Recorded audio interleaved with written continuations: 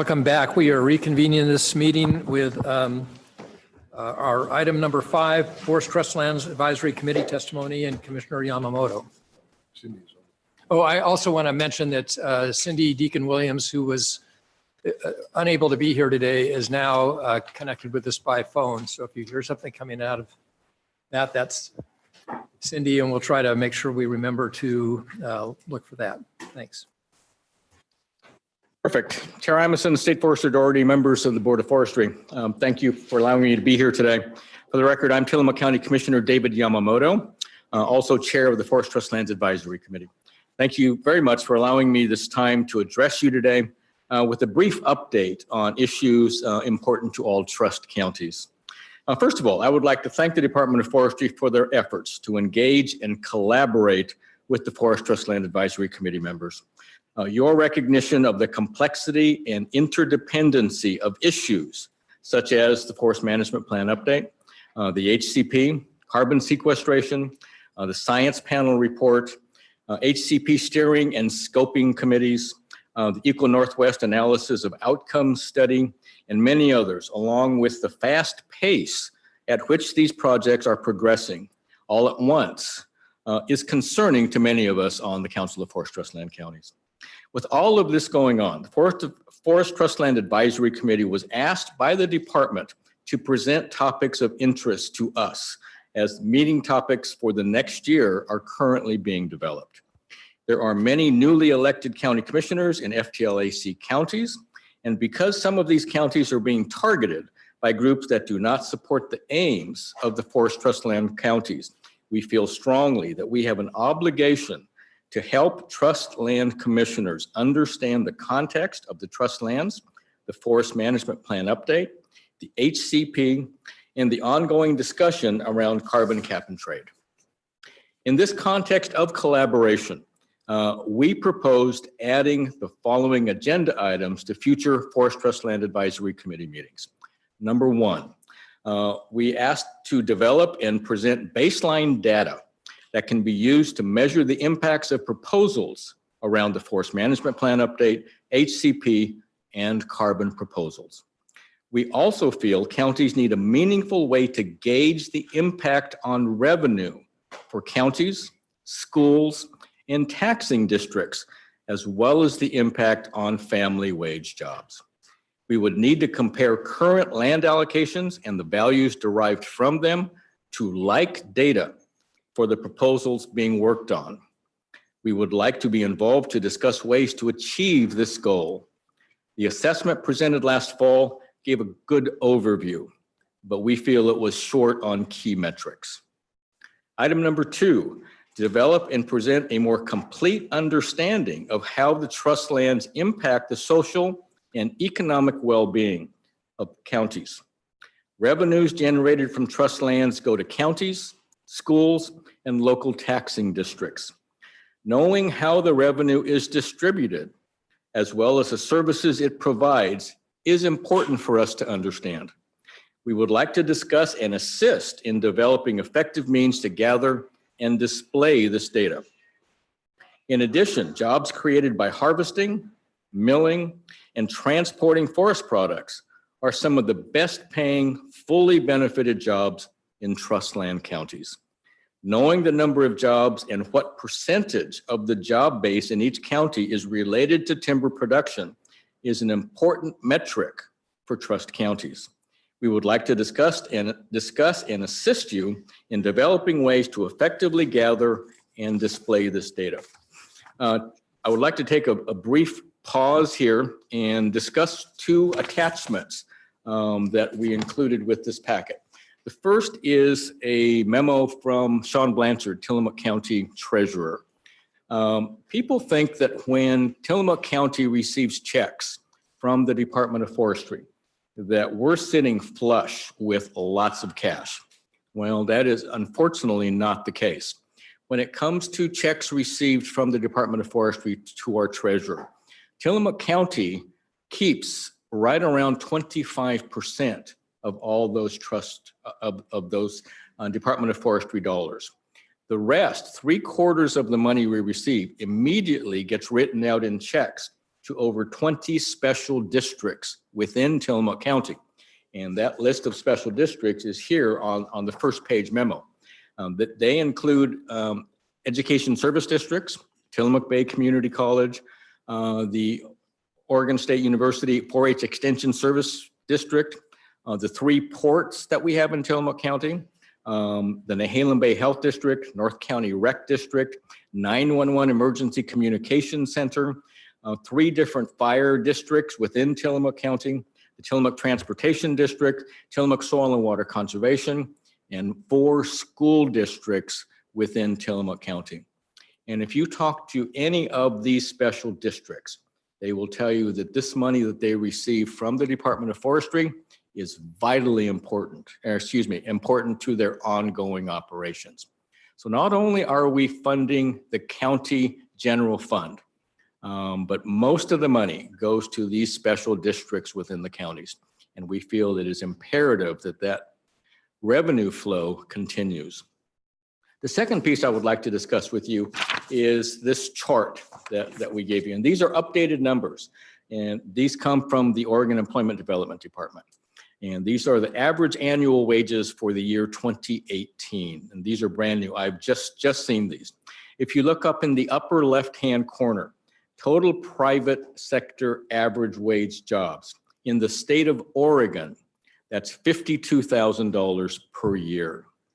If you move down the column, second from the bottom, and look at Tillamook County, that the same private sector average job in Tillamook County is $37,000 per year. And yet when you look at forest product industry jobs, the next column over, forestry and logging average. Again, in Tillamook County, that pays almost $55,000 per year. The next column, wood products manufacturing, that's almost $59,000 per year. And then look at truck transportation, hauling the logs out of the forest, down to the mill, and then transporting finished wood products from the mill to market. Again, in Tillamook County, $47,000, almost $500 per year. And the great thing about these 3 job classifications, these are normally fully benefited jobs, which is extremely important. If you look at the last column, leisure and hospitality industry, I've got people approaching me every day saying, Dave, you need to bring Tillamook County into the 21st century. We're doing very well with tourism, but let's look at tourism, hospitality style jobs. Again, in Tillamook County, $22,700 per year. And these hospitality jobs normally are not benefited. So when you look at the social and economic well-being of rural counties like Tillamook County, we rely heavily not only on the money that comes from timber harvest from the Department of Forestry, but it is all the concurrent jobs that we have. These are family wage, fully benefited jobs. And rural counties truly depend on these monies. So I didn't want to take that quick detour and go over these numbers with you. We feel they are extremely important. So getting back to my testimony, item number 3, it should be apparent to all that carbon sequestration will continue to be an important issue in natural resource-based management. Trust counties would benefit greatly from a more complete understanding of how carbon credit programs work and how it could be applied to trust lands to achieve the dual goals of revenue to counties and maintaining family wage jobs, as well as providing additional revenue to the Department of Forestry. We would like to discuss how to effectively communicate the program operationally to the commissioners. Trust counties are also interested and would benefit from the development of a methodology to compare the relative value of selling carbon credits to that of timber harvest revenue. Counties are very interested in understanding the complete picture of carbon sequestration as it relates to forest products, encompassing the land, the forest floor, standing timber, as well as carbon released back into the atmosphere during a conflagration style event. And there is one other also, and that is the carbon that is sequestered in manufactured wood products. In addition, the carbon sequestration consequences of transitioning from wood building materials to concrete, steel, glass, or plastic composites need to be explored. I was in Washington, D.C. For the NACO legislative days back in March. And my story to most of the legislators back there was about forest products and how counties rely on revenue from forest products. But when you go back to and look at a Home Depot or a Lowe's, in Washington, D.C., the staffers were all telling me they've done that. And most of the wood products that they see are stamped from Oregon. We are the largest exporter of building materials in the United States. And that's something that we should be extremely proud of.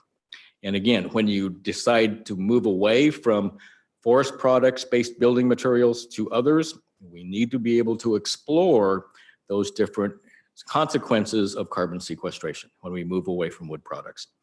The fourth item we would like to discuss with the department, of course, is the development and decision-making process for the HCP, which is not well understood by Trust County commissioners. We are interested in knowing about each decision made in the HCP process as it is being made. We also need to understand the interplay between the scoping team and the steering committee, which decisions are made by which teams, and what the basis is for each decision point. So again, I want to express my gratitude to the Department of Forestry for agreeing to assist the trust land commissioners in gaining a better understanding of these important issues moving forward. Please understand that we have offered to assist you in this endeavor wherever we can. A greater understanding of all these issues will assist us in working collaboratively with the department to find solutions that will benefit the department, the trust counties, and the people of Oregon. So I thank you very much for this opportunity to address you today, and I'd be more than willing to answer any questions that you might have. Thank you. Any questions? Right. Commissioner Sullivan, thank you for being here today. I apologize if I jumped the gun coming up here early, but thank you, Chair Yamamoto, or I should say Commissioner Yamamoto, because we have another chair in the room, right? Hello, my name is Kathleen Sullivan, and I'm a county commissioner from Clatsop County.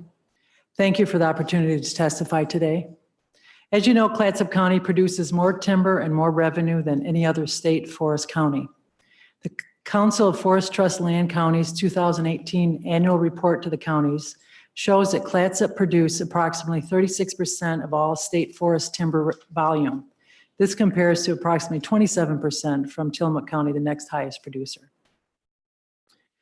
Clatsop County did not join the destructive Lynn County lawsuit.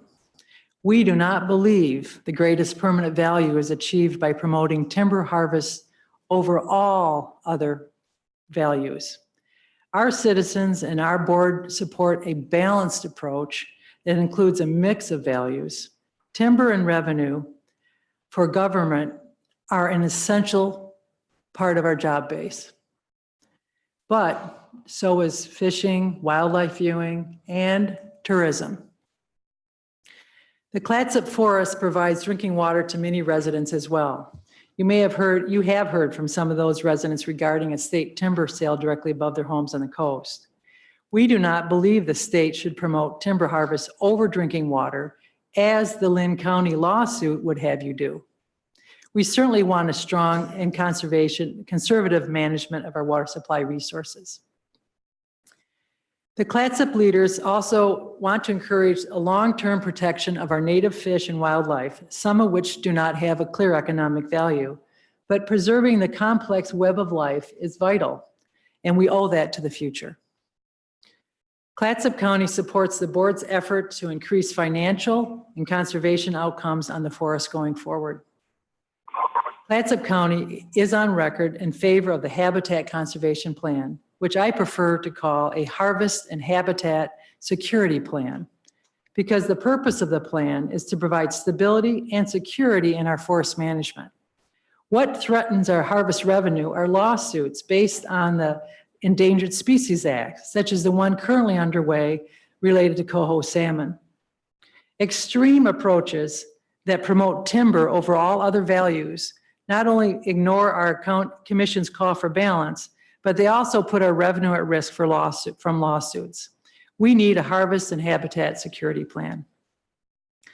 I came to testify today because at times the distinct Clatsop County perspective does not seem to come through in the testimony from FTLIC. We do not receive the testimony far enough in advance in order to comment. Clatsop County's views need to be included. I also came today to remind you that Clatsop County believes that the greatest permanent value of state forests is to provide revenue, recreation, and habitat. And ending in one sad note, the destructive Lynn County lawsuit has now cost the department more than $1 million to fight. So I want to thank you for the opportunity to testify, and I'm happy to answer any questions. Questions? Thank you both, commissioners. We do have three folks, members of the public, who have asked to appear today on this topic. And we'll ask you to limit your testimony to not more than 3 minutes. We'll have a light that helps you with that. Roger Neibauer, Lauren Hutnick, and Brianna Sogdahl. I'll come up. Thank you. My name is Roger Neibauer. My wife and I are permanent residents of Clatsop County. We live at 80424 Highway 101 in Arch Cape. We live directly across from the proposed Northern Clear Cut. We have three concerns about ODF policies: lack of transparency, impact on water, and impact on our environment. I assume that all of you live in homes that you are happy to go to at the end of every day. Imagine if one morning you woke up and discovered that the government had approved and was implementing a plan to bulldoze 77 acres across the street from your home. I imagine you would be really concerned about how this is going to impact your life. And I imagine you'd be very upset that you weren't consulted by the state before they put this plan into action. ODF tells us that notifying us about the Northern Clear Cut was too difficult, too complicated. If I were an ODF official, I would have spent 30 minutes drafting a letter, one-page letter about this plan, then paying $100 to a high school student in Cannon Beach to post the letter at City Hall in Cannon Beach and in Arch Cape, and to deliver it to the door of each of the 20 families impacted by the clear cut. Mission accomplished. The fact that ODF made absolutely no common sense effort to communicate the plan in advance indicates to me, or sort of gives me the impression, the feeling, the perception that ODF is trying to sneak this plan through without public comment. Second, the impact on water. After I heard about this plan, I talked to other people and read a little bit about the history of clear cuts in the state of Oregon. And I read story after story of water that stream sources that were redirected, destroyed, or polluted. And I've talked to people in Wheeler whose water supply was polluted by spraying a poison on the clear cut above their city, above their town. Every time I drive Highway 26 to Portland, I see people lined up filling jugs of water. Clearly, clean water is a precious and vital necessity for Oregon residents, especially Oregon, West Coast residents. I think it is a shame that the government of the state is in the business of making this scarcity greater. Finally, I recently read an article in the Oregonian pointing out that the way to solve the global warming problem, one of the best ways to solve it is by planting trees. Old growth forests protect and store carbon. I'm the executive director of an NGO, a global NGO that works with people around the world in 150 countries, and we're talking to them about getting the children in their countries to plant trees to protect their environment. And then it's embarrassing for me to find out that our own government is destroying trees at a faster rate than we can plant them. Thank you for listening to my concerns. And Lauren Hutnick, sir. Oh, just hit the button, green, yeah. Lauren Hutnick, Eagle Creek, Oregon, Clackamas County. Currently, I'm the director of Timber Unity 501c4. And also I'm the president of H&H Excavation, or H&H Heavy Haul, 2 log trucks, 1 low bed. A little background about myself is I hail from California. And I have seen Oregon produce themselves and trying to be a carbon copy of California. I have seen California stop logging. I have seen forest fires down there. And excuse my language, I've seen hell. Oregon cannot allow that.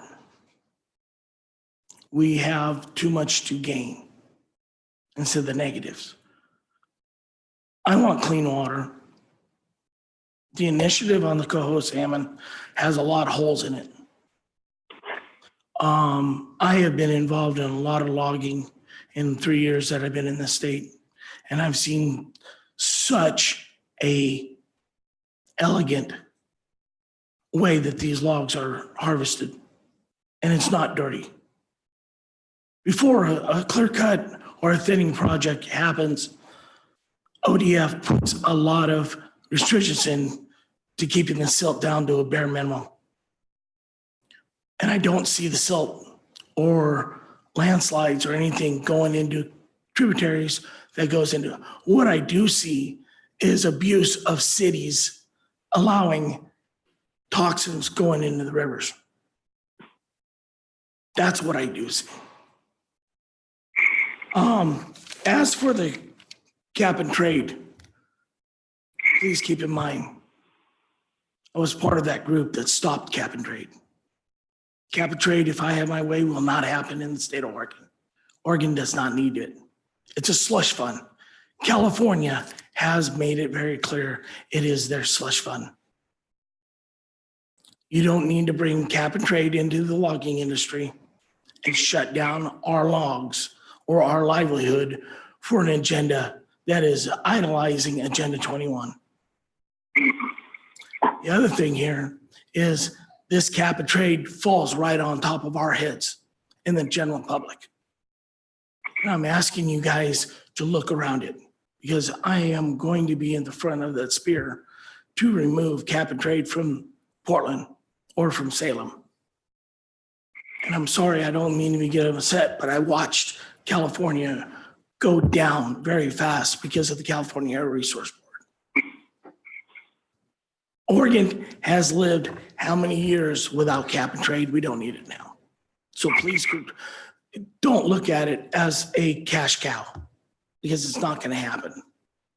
This legislature and the supermajority is going to change soon. And you can be on the positive side or the negative side of it. And I'm asking you guys to be very careful on how you make these decisions. This time I'll close my argument. Thank you. And Brianna Sagdahl.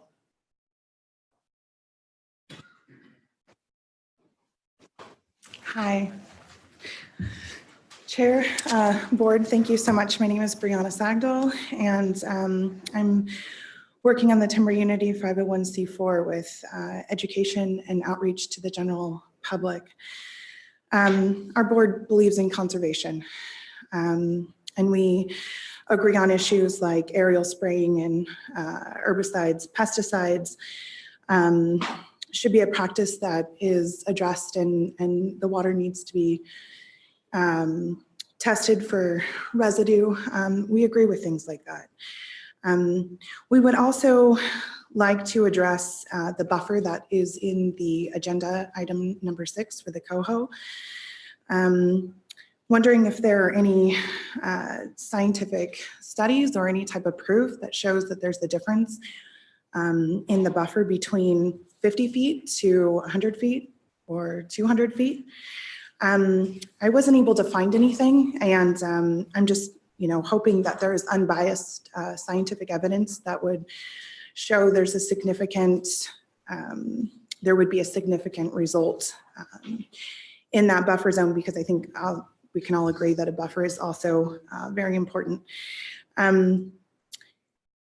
We also have concerns about private use versus federally owned timberlands, and think that it is a bit of this petition feels like a bit of an overreach on publicly owned lands. And, I understand that the spotted owl is a very contentious issue. I would also like to address the fact that the spotted owl is adapting. It is interbreeding with the barred owl. The numbers are on the rise, and after the spotted owl incident, the economy really tanked in the gorge area. Many people lost their jobs, schools lost their funding. We are at another deficit in our general fund of $26 billion. And I would encourage you to maybe ask for a study before we implement a petition that has such far-reaching economic implications for so many. And thank you. That's it. Thank you. Okay, our next item is item 6, the Forest Practices Act Rule Enforcement Policy Review. In this case, we'll first hear from departmental staff. We will then have a couple of panels of stakeholders, and then we'll hear some public testimony on that. Again, the public testimony, as I indicated at the outset of the meeting, will have 30 minutes total for that. So we'll see what we have in terms of signups. So Kyle, thanks for being here. Good afternoon, Chair Imison, board members, State Forest Authority. For the record, again, I am Kyle Abraham, and I serve as the Private Forest Division Chief. Today, we've got a brief presentation for you on the petition to initiate rulemaking to identify and develop protection requirements for coho salmon resource sites. I'm accompanied by Thomas Whittington, our water quality specialist, and Josh Bernard, our field support unit manager. We're going to cover the policy and protection standards for fish streams. We're also going to touch on the Administrative Procedures Act and review the petition. We'll also describe the options the board may consider to either accept or deny the petition. The Board of Forestry's 2011 Forestry Program for Oregon supports an effective science-based and adaptive FPA as a cornerstone of forest protection on private lands in Oregon. The board's guiding principles and philosophies include a commitment to continuous learning, evaluating, and appropriately adjusting forest management policies and programs based upon ongoing monitoring, assessment, and research. The FPA provides a water quality protection standards on state and private forest land. This includes providing habitat for fish and wildlife. The FPA policy is that the leading use on private forest land is the growing and harvesting of trees, consistent with sound management of soil, air, water, fish and wildlife resources. There is a unique concentration of public resources values in and near waters of the state because these areas are critical for the overall maintenance of fish and wildlife and for maintaining water quality. Consequently, the policies and practices of the Forest Practices Act include encouraging economically efficient forest practices, and these are best achieved by focusing protection measures in riparian management areas, where the emphasis is, again, on providing water quality and fish and wildlife habitat. The purpose of the water protection rules is to protect, maintain, and where appropriate, improve the functions and values of streams, lakes, wetlands, and riparian management areas. These functions and values include water quality, hydrologic function, the growing and harvesting of trees, and fish and wildlife resources. The Forest Practices Act, as you know, also requires continual monitoring to ensure effectiveness of the water protection rules. Monitoring and evaluation of the water protection rules is a key component of the FPA and its innovative approach. The goal here is to increase the level of confidence of all concerned that the rules will maintain and improve the conditions of the riparian vegetation and waters of the state over time. I will, with that, turn it over to Thomas. Good afternoon, Chair Emerson, board members, State Forest Authority. For the record, my name is Thomas Whittington, Water Quality Specialist for the Private Forest Division. I will be providing a brief overview of the key updates to the FPA, current rules, and water quality performance metrics concerning forest land stream protection. The Streamside Protection Rules enacted in 1994 in the Forest Practices Act were the most comprehensive ever passed in the state. The rules were created after 3 years of considering science and policies pertaining to water protection and classification. The board was instructed to revise protection rules so that fish in all forested streams would be equally protected under the FPA. The Oregon Plan was enacted to promote and coordinate voluntary actions among private citizens, landowners, and organizations to help restore or enhance habitat for salmon species across the state. The measures and actions undertaken and funded by private forest landowners and watershed organizations extend beyond the requirements of the FPA and have been key to achieving the program's goals since its inception. 2007 brought additional updates to the stream classification process to allow foresters and others to use physical habitat characteristics rather than solely relying on fish counting results from electrofishing in order to better determine the fish use of particular streams, therefore enhancing protection of fish and their habitat. New rules became effective in July 2017 to increase vegetative buffer requirements for streams with salmon, steelhead, or bull trout use. These rules were developed in response to the board's finding of degradation of protection for the cold water criterion. These are the noted changes to the FPA, but there have been others that occurred since 1994 that we do not have time to highlight during today's presentation though. Additionally, the department continues work on streamside protection reviews with the primary objective to assess the effectiveness of the FPA. Both the Siskiyou and Western Oregon Streamside reviews are agenda items for the September board meeting.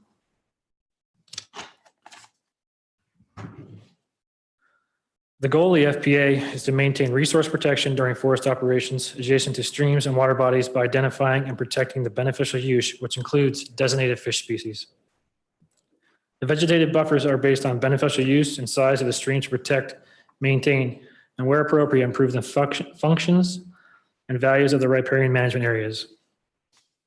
The road construction standards establish the standards for road location, drainage, design, and maintenance in order to protect water quality to the maximum practical protection.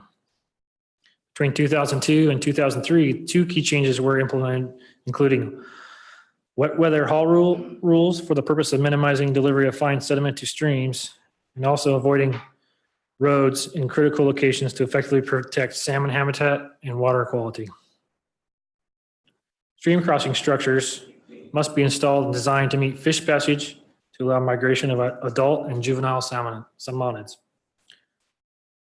The debris torrent stream rules provide for a source of large wood for fish streams from certain type in streams that are subject to rapidly moving landslides.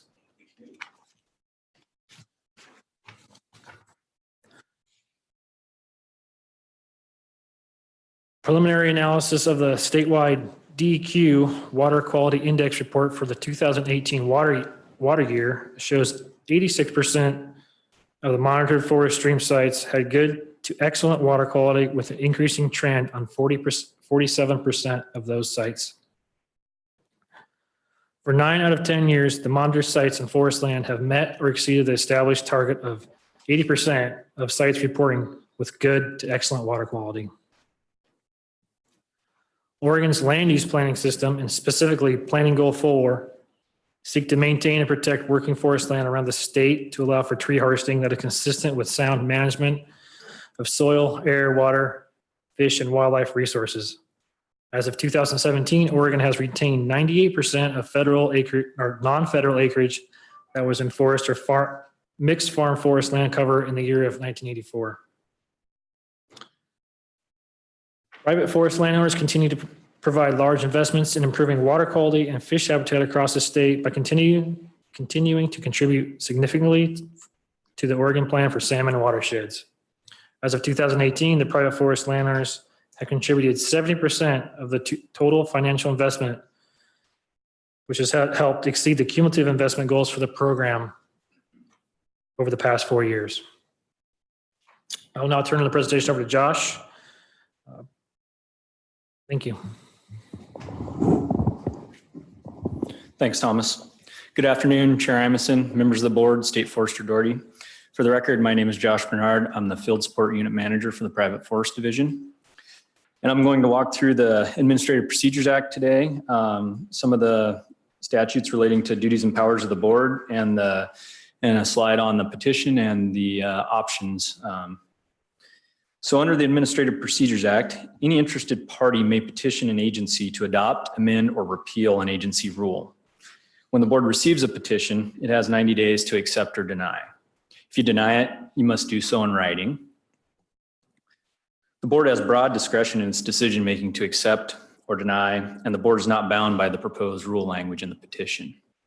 Through the rulemaking process, it may be decided that alternative language is more appropriate, or to close the rulemaking process without enacting any new rules or changing any existing rules.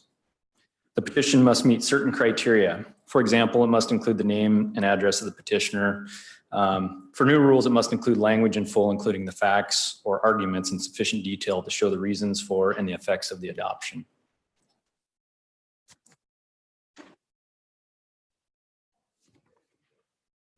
Josh, could you remind us where we are with respect to the 90-day period? And actually I have a note on that. So we are actually a couple days beyond the 90-day period, but the petitioners have granted us those extra couple days to make a decision. So we did not have to hold a special meeting to do that. So, yeah. So relating to this petition, ORS 527710 sub 3 relating to the duties and powers of the board states that in addition to its other rulemaking responsibilities, the board shall collect and analyze the best available information and establish inventories of the following resource sites needing protection. First, threatened and endangered fish and wildlife species identified on lists that are adopted by rule by the State Fish and Wildlife Commission or are federally listed under the Endangered Species Act. This also includes sensitive bird nesting, roosting, and watering sites, biological sites that are ecologically and scientifically significant, and significant wetlands. Subsection B says the board shall determine whether forest practices would conflict with resource sites in the inventories required by paragraph A. If the board determines that one or more forest practices would conflict with resource sites in the inventory, the board shall consider the consequences of the conflicting uses and determine appropriate levels of protection. Based upon the analysis required by paragraph B of this subsection and consistent with the policies of 527-630, which Kyle noted earlier, the board shall adopt rules appropriate to protect resource sites in the inventories required by paragraph A of this subsection.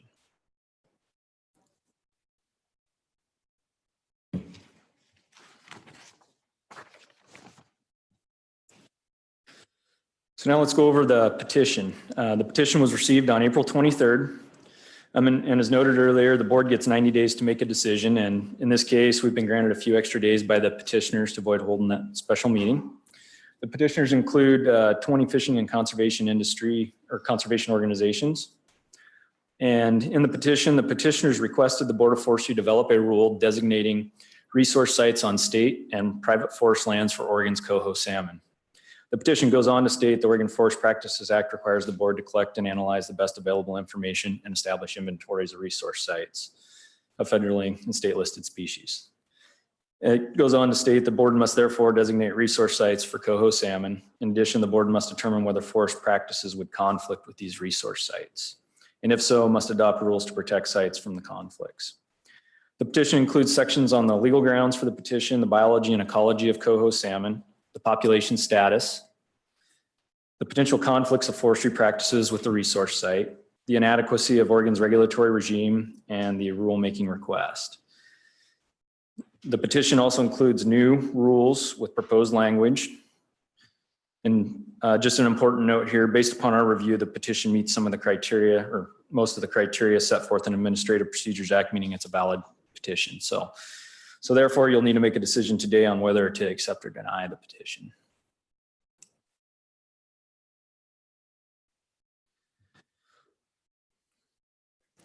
So, options for the board to consider. One would be to accept the petition and proceed to rulemaking related to resource site protection rules for coho salmon as described in ORS 527-710.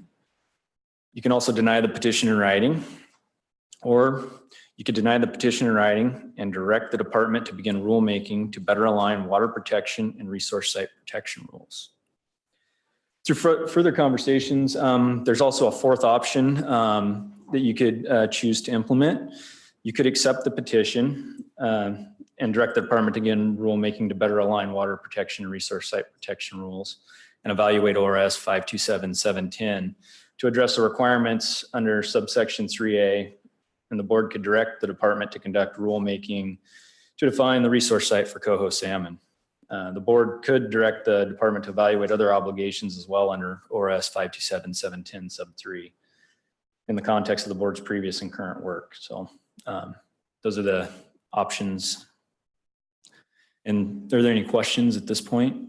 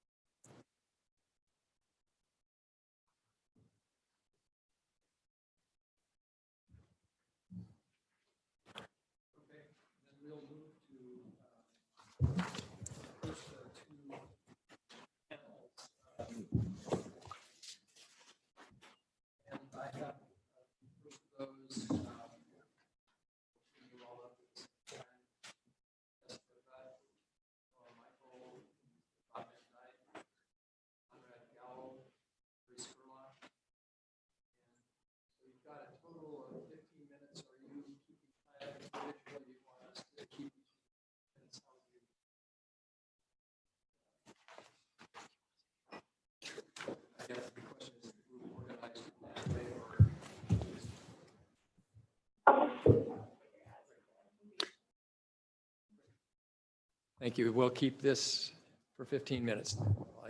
Yeah, I guess I'll just start by saying Mr. Nick Cady, we hoped was going to be here today, but he's been unable to attend. So I think we're going to basically start down at that end, then come to me, and then go to Conrad and maybe Mary. So Any order you'd like is fine. thank you so much.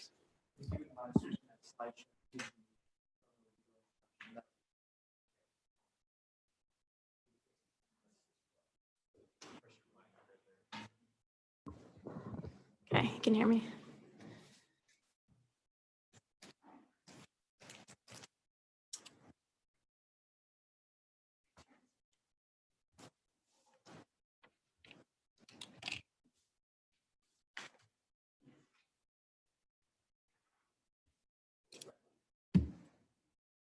Yes, that's correct.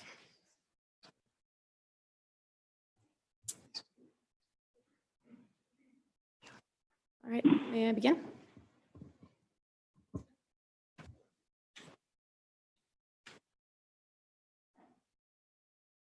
Go ahead. Okay, so my name is Jessica Butt, and I'm here alongside my colleague, Noah Mike Hill. We're part of Petitioner Cascadia Wildlands legal team here representing Nick Cady today. So today we're just gonna plainly and very concisely lay out the black letter law here, specifically the Board of Forestry's statute imposed non-discretionary duties. We've spoken about that briefly today. I'm gonna go into a little more depth. So specifically, we're concerned today with the resource site inventory and rulemaking responsibilities of this board.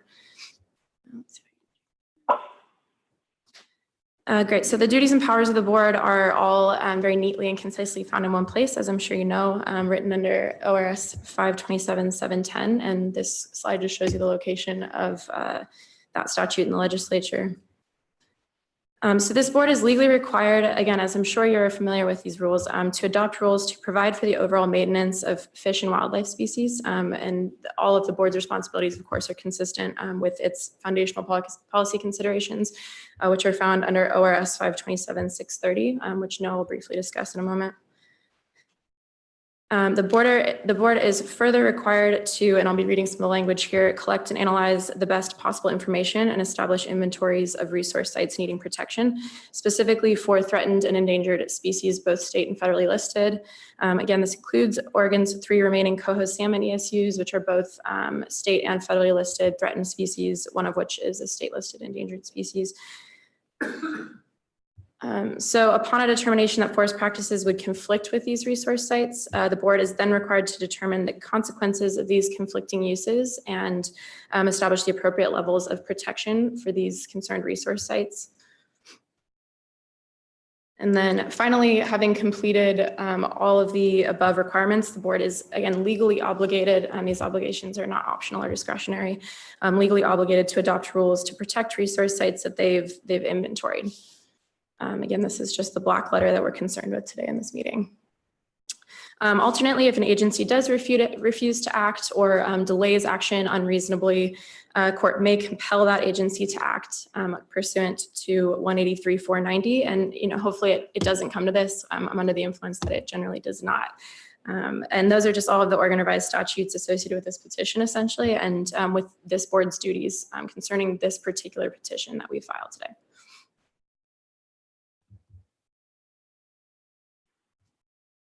Thank you, Jess.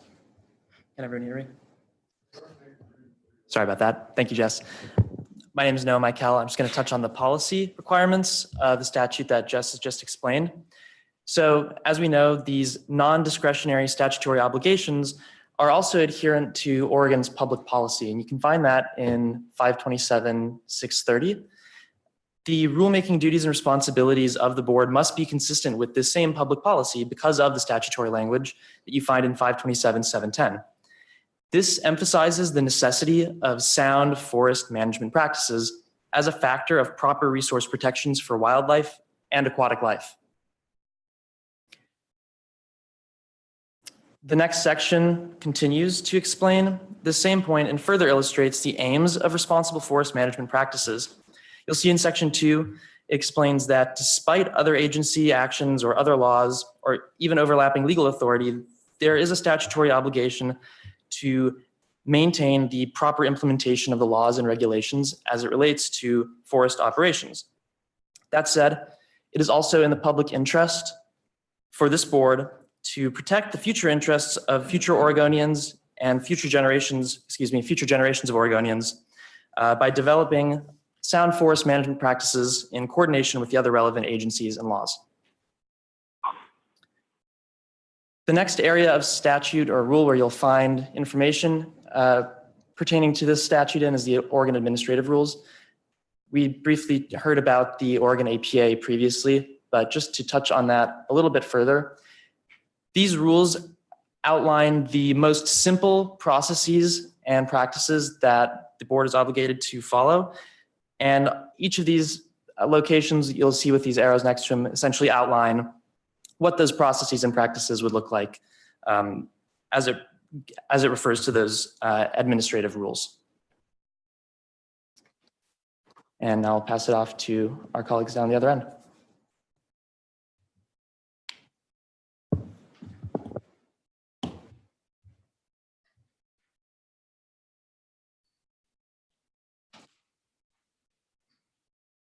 That's Mary. I'm going to be next. I'm sorry. I wasn't clear there.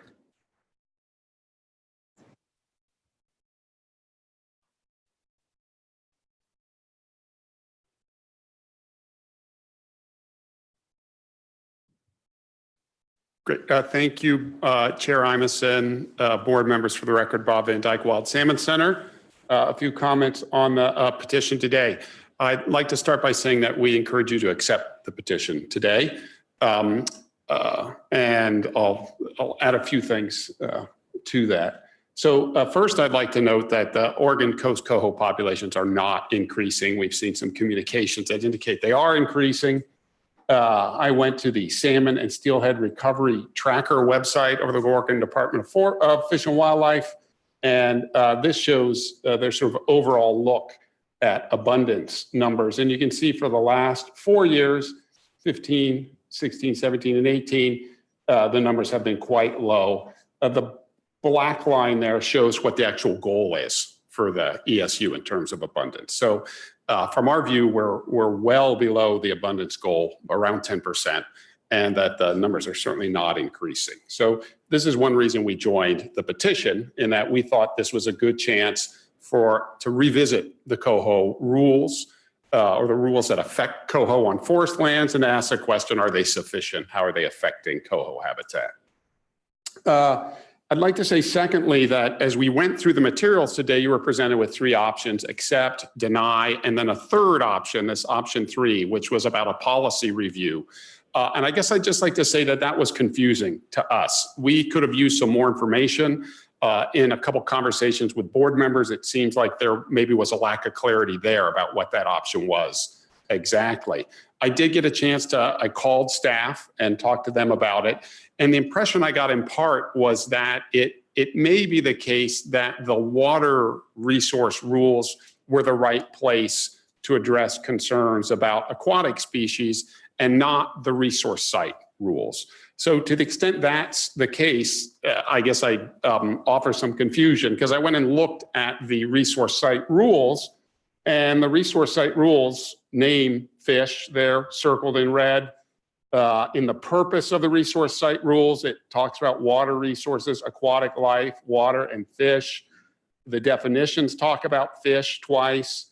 The reporting talks about fish, and the process for evaluating all mention fish. So all of these said to us that this was the place to go in the resource site rules.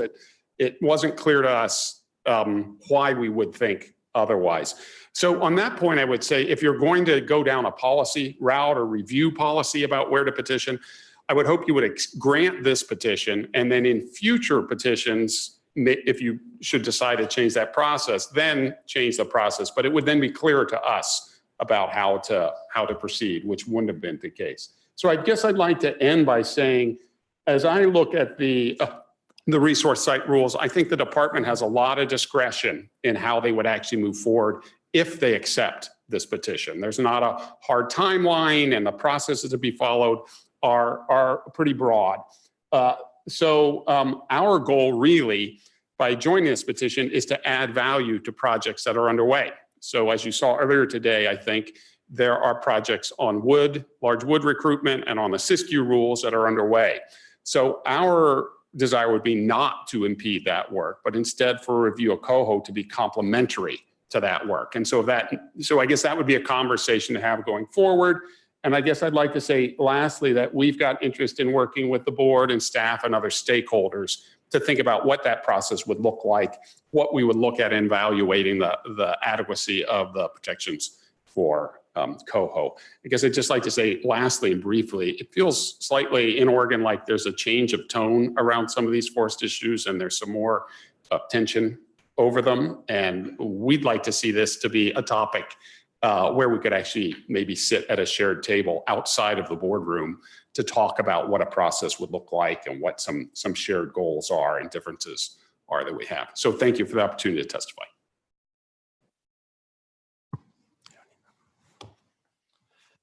Forester, Doherty, Chair Imison, members of the board, my name is Conrad Gowell.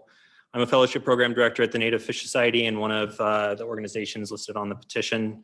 The Native Fish Society is here to envision a future full of abundant wild fish, free-flowing rivers, and thriving local communities. Like Bob, I'm here to encourage you to accept the petition to move forward with looking at increased protections for coho salmon. On the trajectory they're on, which is flatlining, it continues to put them in the ICU and continues to have restoration practitioners managing them as if they're in the intensive care unit in a hospital. We are doing extraordinary measures. We're taking Chinook helicopters and dropping wood into streams because they're not naturally being put there. I personally have snorkeled hundreds of miles of stream throughout Western Oregon. And I can tell you there are pieces of large wood out of streams that were put there hundreds of years ago that are starting to disappear from these systems. And with them, they take gravel, they take habitat, and they are not being replaced. I personally witnessed the loss of large woody debris jams and seeing the attempts and participate in the attempts in trying to put them back into these streams artificially, rather than looking at the natural stream functions that put them there naturally.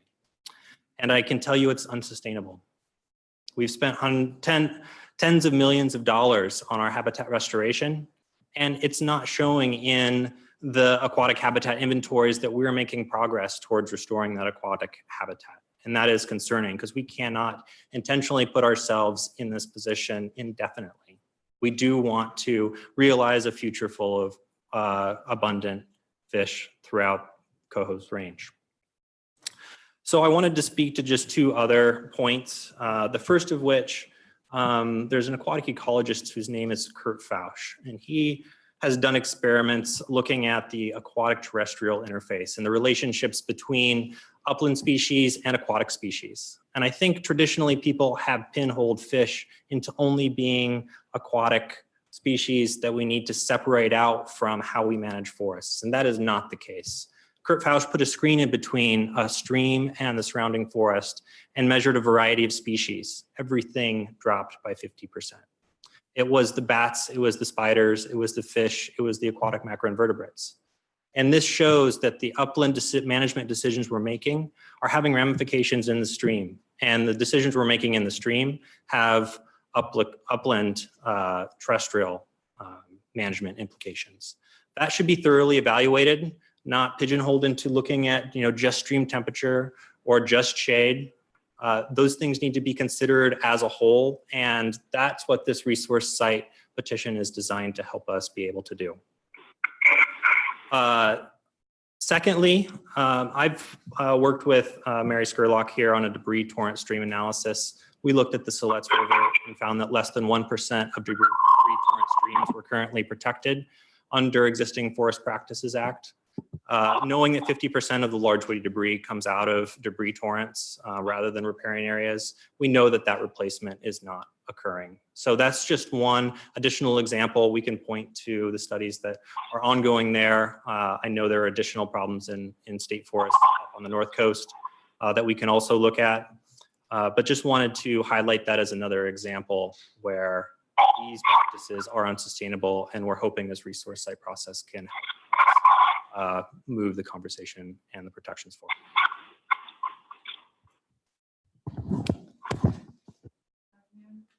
Mary Skurlock with the Oregon Stream Protection Coalition. I'm really just going to close for my colleagues here. I encourage you to simplify the issues that are before you today down to really what is before you, which is, while we have previewed some of the biology that we hope will be considered in the process, acceptance of this petition is what's on the table. We have explained why we think it is your legal duty to do that, but also why that doesn't commit you to any specific rule content. And in fact, where the board's discretion lies is subsequent to this decision today. It is to the form and content of the process that follows. And we are hopeful that that can be a collaborative process. We also hope that some of the confusion and frankly fear around this petition can be alleviated by better communication, both from the department and from the petitioners about what the process is. And I'm saddened by that, that there is clearly been some confusion about the consequences of accepting this petition. We think it's the beginning of a process that needs to happen and is due to happen now around coho. I commend to you also the comments of Rogue Riverkeeper, which have been submitted. They were not able to be here today, and also to flag that in addition to large wood, the issue of landscape level impacts from roads is one that I would highlight and have shared some slides. So thanks very much. Thank you all for hearing. Any questions? Anybody has? Thanks. We'll then call our next panel, Greg Corbin, Jeff Light, and Seth Barnes.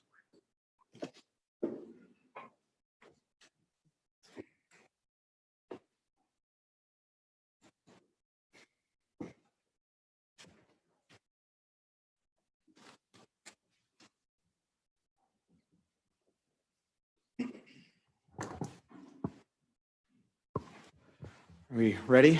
Yes. Okay. And do you want us to just keep time for the whole panel, or do you want? Yes, the time for the whole panel will be excellent. Thank you. Chair Imeson, State Forester Doherty, and members of the board, for the record, my name is Seth Barnes, and I've appeared for you before, but for the record, I'm the Director of Forest Policy with the Oregon Forest Industries Council. Today, we're here to discuss the coho petition that you have before you. For context, I spent some time earlier this week going through the Oregon Forest Practices Act to review all the many rules in place for the protection of water quality and salmon. These range from protections during road construction, requirements during road maintenance, and requirements for road maintenance, harvest systems, skid trails, ongoing incentivizing wood placement in stream improvement projects, soil erosion, harvest buffers, riparian areas, to name a few, right? My tally came to, and these included the newly passed SSBT rules. My tally came to 130 rules, over 130 rules. And I tried to be conservative in that. It could be upwards of 150 rules that are required to be followed while you're conducting forest practices directly for the protection of fish and salmon. The work of this board and the Department of Forestry does not stop, and currently you are involved in several ongoing projects. These include the Siskiyou Riparian Review, as well as the Western Oregon large woody debris and desired future condition reviews that are underway. Yeah, I know you're aware of that, but this is all your work, and it's all in the context of a larger policy body of policy work on state forests, and as well as Marble Murlet and all sorts of other things that you're involved in. All to say, your work does not stop. Recognizing this morning that I've given you a letter that includes both the legal and policy analysis and the scientific response to the petition that you were given. We submitted that yesterday. I gave you another copy of it today. We recognize that that was a robust piece of work, and so in trying to be as responsive as we could, we provided that to you before, and so you could at least get a glance at it before we came and presented on it today. I realize that it's not fun to be surprised with information, which is why we gave you that information yesterday. My apologies for later than I would have hoped, and but at least it was to you before you got here this morning. I'd like to introduce you to the two gentlemen that I brought with me to my right. Greg Corbin and Jeff Light both bring an enormous amount of experience in their respective fields. Greg is an attorney with Stoll Reeves in Portland and has worked on many natural resource issues with a variety of clients. Jeff Light has a master's degree in fisheries from the University of Washington and 30 years of studying forestry fishery interactions throughout the Pacific Northwest. We felt that it would be beneficial for you to hear straight from them rather than getting information filtered through me. You'll hear that the petition is overreaching in its recommendations and inappropriate as a policy process. You'll hear that the petitioners didn't include important research regarding the effectiveness of current forest practice rules, research that didn't support their conclusions. And you will hear the coho populations across Oregon are not only stable, but are increasing since the inception of the Oregon Plan for Salmon. We urge the board to reject the petition. With that, I turn the time over to my colleagues. Good afternoon. Chair Imeson, State Forester Doherty, members of the board. My name is Greg Corbin. I'm a partner with Stoll Reeves, and I'm here today representing the Oregon Forest and Industries Council. My firm has a long history of engagement with forest issues in Oregon, and I'm pleased to have this opportunity to provide these comments on behalf of OFIC and its members. I'd like to use my time to highlight a few of the points made in my written testimony, which has been provided to you. I'll focus on the most important. The petition for rulemaking was submitted to you under Oregon's Administrative Procedures Act and is governed by the Forest Practices Act. As you have already been advised previously, under the APA, the board has 90 days in which to either deny the petition in writing or initiate rulemaking. We have come to that decision point, and I want to make clear that under the APA, the board has broad discretion in this matter, and that broad discretion includes the ability to deny the petition. Beyond the 90-day decision deadline, neither the APA nor its regulations provides any specific evaluative criteria that agencies must follow when considering petitions for new rules. The absence of any specific direction in the APA makes clear that in reviewing the petition, the board may consider any relevant factors to accept or deny the petition. This view of broad agency discretion is borne out in case law and interpretation of the APA by the Oregon Attorney General. For example, the Court of Appeals defers to agencies in their disposition of petitions for rulemaking and has explained that among the many factors an agency may consider are the sufficiency of the evidence supporting the need for a rule and whether the agency already has in place or is engaged in administrative actions that mitigate the need for the rulemaking. You've already heard that this board and the department has a long history and a continuing plan to address the conditions that support coho. And as you will hear next, the petition misinterprets and omits findings concerning the effectiveness of current efforts to protect salmon, as well as the abundance and population trajectory of coho. In short, in the face of the work already done and this board's continuing engagement in this issue, it is unnecessary and wasteful of limited agency resources to initiate a rulemaking on coho resource sites at this time. And under the APA, a decision by this board to deny the petition is completely within the bounds of the law. The board also must consider the petition in light of the procedures and standards set out in the Forest Practices Act and this board's own rules. ORS 527-710, you've already heard about, lays out a specific procedure for the board to follow when considering resource site protection rules. First, the board must collect and analyze the best available information and establish inventories of resource sites needing protections. That has to happen first. Second, once inventories are established, the board must determine whether forest practices would conflict with those inventory resource sites. That hasn't happened yet. Only if the board identifies a conflict between forest practices and inventoried resource sites may the board proceed to consider the consequences of that conflict and determine appropriate levels of protection. Importantly, reaching the conclusion that a conflict exists does not automatically lead to rulemaking. For example, the board also must consider the comprehensive rulemaking factors set out in ORS 527-714, which, among other things, requires the board to consider non-regulatory alternatives and to determine that the alternative selected is the least burdensome to landowners and timber owners that still provides the desired protection. The petition seeks to have the board initiate a rulemaking without following the procedures of ORS 527-710. And this board's rules, and without first having considered the rulemaking factors under ORS 527-714. The petitioners would have this board jump to rulemaking before having determined what the best available information on the subject is, before establishing an inventory of resource sites, before making the predicate finding that a conflict between forest practices and resource sites exists, and without consideration of the ORS 527-714 factors. Doing so would be a clear violation of these statutes and the board's own rules, thus subjecting the board's decision to legal challenge.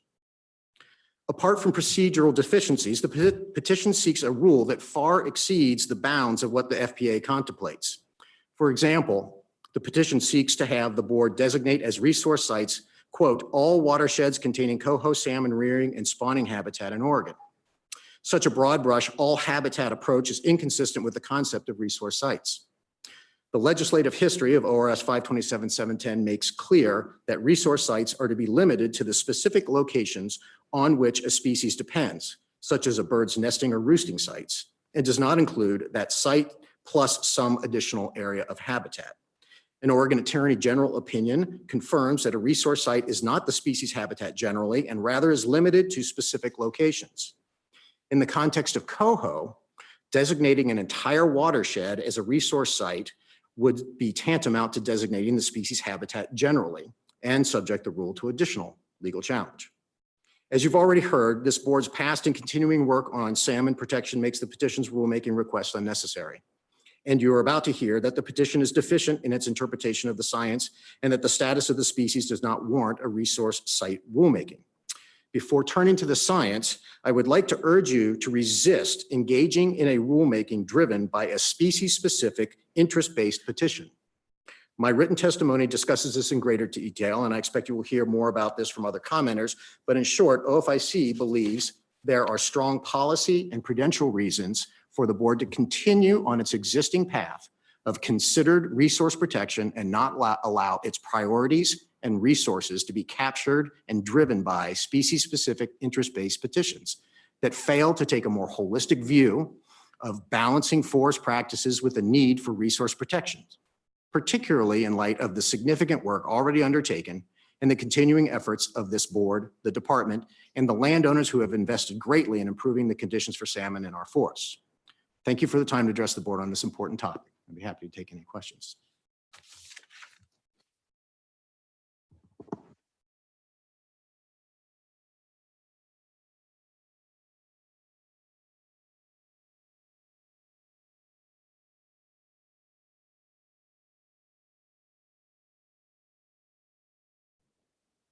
So, Mr. Chair, Forester Doherty, and members of the board, for the record, my name is Jeff Light, and I'm here on behalf of forest landowners to talk to you about some of the science about contemporary forest management and its effects on coho and their habitat.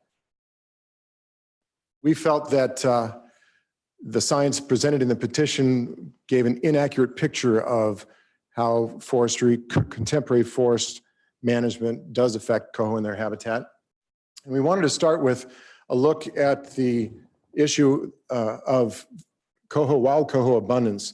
These are the same or close to the same data that you just saw by Mr. Van Dyke, and they show you that by decade, since the 1950s, there was a decline in returning wild adult coho spawners through the 1990s. And then in the 1990s, when the species was petitioned for listing, ODFW invested in hatchery reforms and harvest reductions. And as you heard, the Forest Practices Act was greatly revised. And in the first 2 decades, or almost 2 decades of this century, we've seen large rebounds in the numbers of wild spawners. Now, the 2010s bar, which is only 11 through 17, would be larger, we think, if it hadn't been for some very crappy ocean conditions in the last few years that suppressed the numbers of returning spawners. But we do know that 2011 and 2014 in that bar were record high numbers of adult spawners returning, wild spawners returning, that hadn't been seen in the 50 years of monitoring. So they may not be the goals that the department has set yet, but the trend is, and the potential is, that they are going up, and that freshwater habitat can support that increase. So a hallmark of the Forest Practices Act has always been its basis in science, from the initial act and revisions subsequent to that. And I wanted to present to you some information on the very directly related to the question at hand about how do forest practices, current forest practices, affect fish. A lot of the petition science included stuff we felt was from historic practices that aren't practiced anymore. And they missed some of this very important work on directly linking forest practices to how the fish respond. The chief of those is the paired watershed studies that I'm sure you're aware of. In 2002, Hinkle Creek started, and then Alsea and Trask followed. These studies were designed with the aim to identify exactly what forest practices were doing to fish habitat physically and also to the fish themselves. And let's take a look at what the fish told us. Did they get the memo? Well, we feel like there's 2 lines of evidence here. The first of those comes from the Hinkle Phase 1 harvest and also from the Trask, where the emphasis was to look at harvest on non-fish bearing tributaries. Those are the ones that for private forest lands don't require standing tree buffers on them. So it's more intensive in the headwaters, and there's a lot more headwater streams. So naturally it's a question of how do those affect the downstream fish resources? So Hinkle and Trask looked at that and found, as you can see here, that there were significant increases in biomass of age 1 cutthroat in the reach downstream of the harvest. And there were no other detectable effects on downstream fish or their habitat. Similarly, in the Trask, no effective harvest on the growth of trout or sculpins when measured downstream of the headwater clearcut. The other line of evidence comes from when you harvest clearcut adjacent to fish-bearing streams and you apply the buffers that were in the rules at the time. That's what that photo shows. Alsea Phase 1 was where that was tested. And in that case, the percentage pool habitat increased in the reach that was harvested and in the unharvested reach downstream. Density and biomass of age 1 cutthroat also increased both in that reach and downstream. And this study was unique of the 3 in that coho populations live in these watersheds. And in that case, we found no significant changes in any of the biotic parameters measured of coho populations with timber harvest upstream and adjacent to the stream they inhabit. This isn't the only source of information on this. There's a paired watershed in British Columbia that did the same thing where they have, of course, different practices, but they found no detectable effects on abundance and condition of trout. So I'm out of time. I'll say there's more information in the written documents in front of you, but we would urge you that based on the science, we see no reason to accept the petition. Thank you. We now have 15 people had signed up for public testimony. Several of you have already appeared, and I think I know at least covered a large part of this. Just to be clear on that list: Bob Van Dyke, Mary Skurlock, Lauren Hutnick, and Brianna Sagdahl. So what I'm going to do is reduce this list to, I think it's 11, and then allocate 2.5 minutes per person. And we really ask you to stick with that to help get us through this to our, we want to hear from you, but we also want to respect the fact that we need to make a decision here today. So I'll call 6 at a time because we have 6 chairs. Craig Pope, Rex Storm, Megan Tuttle, Jim James, and Mike Barsotti are the first 6.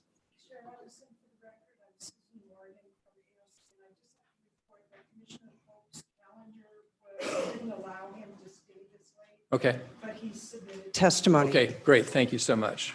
So then we'll add Stanley Petrowski.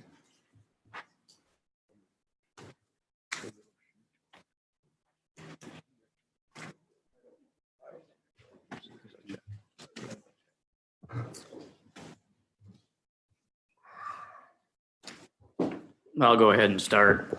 Chair Imison and board members, State Forester Doherty. My name is Rex Storm. I'm a certified forester, certified family forest landowner, and forest policy manager for Associated Oregon Loggers.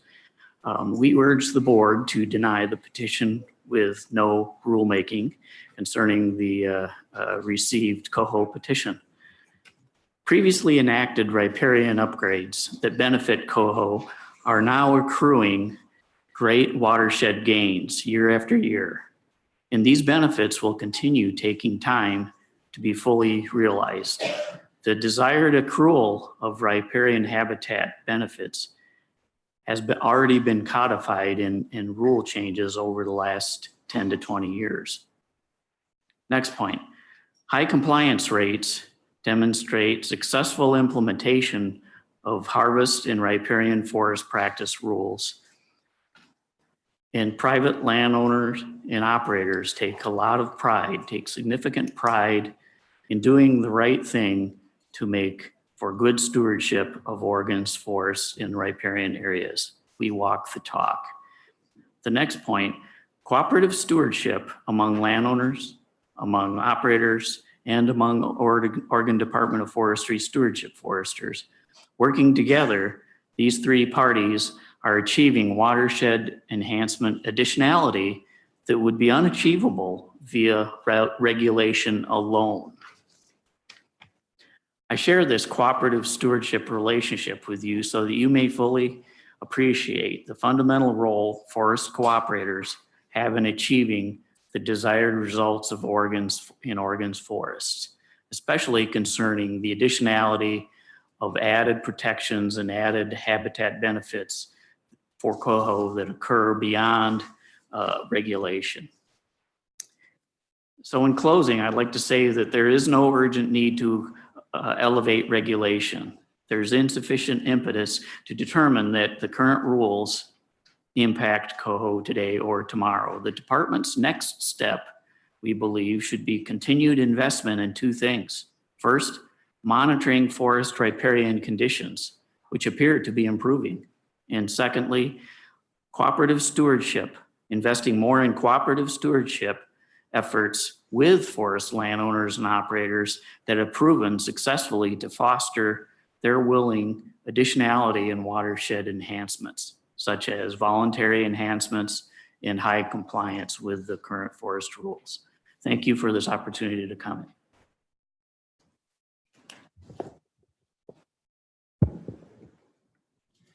Chair Imison, members of the board, my name is Mike Barsotti. I live on a certified family forest land with my wife in northern Lynn County. I'm president of the Oregon Small Woodlands Association. OSWA endorses OFIC's written testimony. The Forest Practices Act and landowner voluntary efforts to restore salmon habitat for over 20 years are apparently working as native coho salmon populations are increasing. Benefits from existing voluntary and forest practice rules efforts take time. Trees don't grow in a year or two, so additional time is needed to see how the existing rules are working. The Forest Practices Act policy statement, as noted earlier in 527-630, can be summarized in today's language as forest sustainability. And as a side note, that's quite impressive for Oregon, as in the early 70s, the national and state concern was timber supply. And at that time, our Forest Practices Act statute stated that, and it's kind of interesting, there were different parts of that same rule were taken out in earlier, but so I'll go ahead and read the 527-630, number 1. Forests make a vital contribution to Oregon by providing jobs, products, tax base, and other social and economic benefits while helping to maintain forestry species, soil, air, water resources, and providing habitat for wildlife and aquatic life. Therefore, it is declared to be public policy in the state of Oregon to encourage economic, efficient forest practices that encourage the continued growing and harvesting of forest tree species and maintaining forest land for such purposes as leading to as a leading use on private forest land, consistent with sound management of soil, air, water, fish, and wildlife resources and scenic resources and visually sensitive corridors, and to encourage the continual benefit of these resources for future generations in Oregon, basically forest sustainability. Family forest landowners are appreciative of the board's approach over the nearly 50 years of managing the forest practice rules through being guided by sound science and detailed studies, and withstanding political pressure and special interest groups that focus on one leg of this forest sustainability. Again, OSWA requests that you reject this request.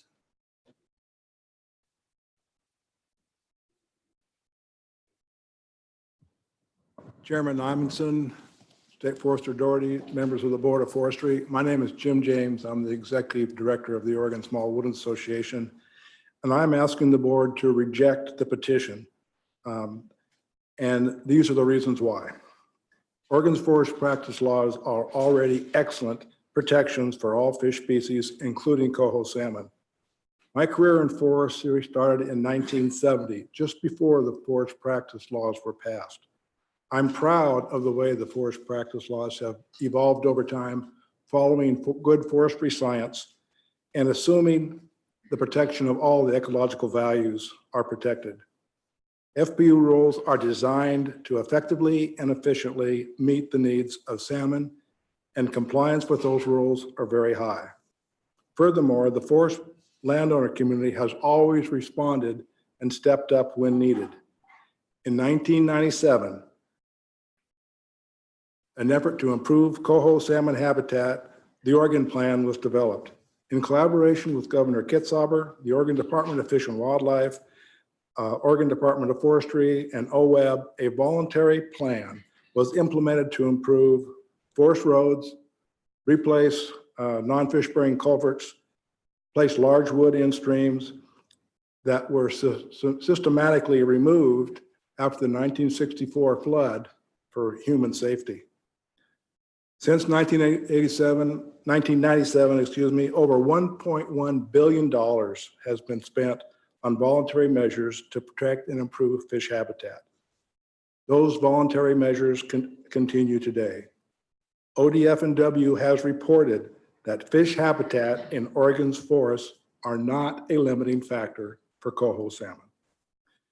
In Oregon, FPA rules are part of a larger picture for salmon, representing the concerned effort by these voluntary efforts, agricultural sector work through the Oregon Department of Agriculture, fisheries management through ODF&W, and let us not forget the land use planning use that maintains Oregon's forests as forest.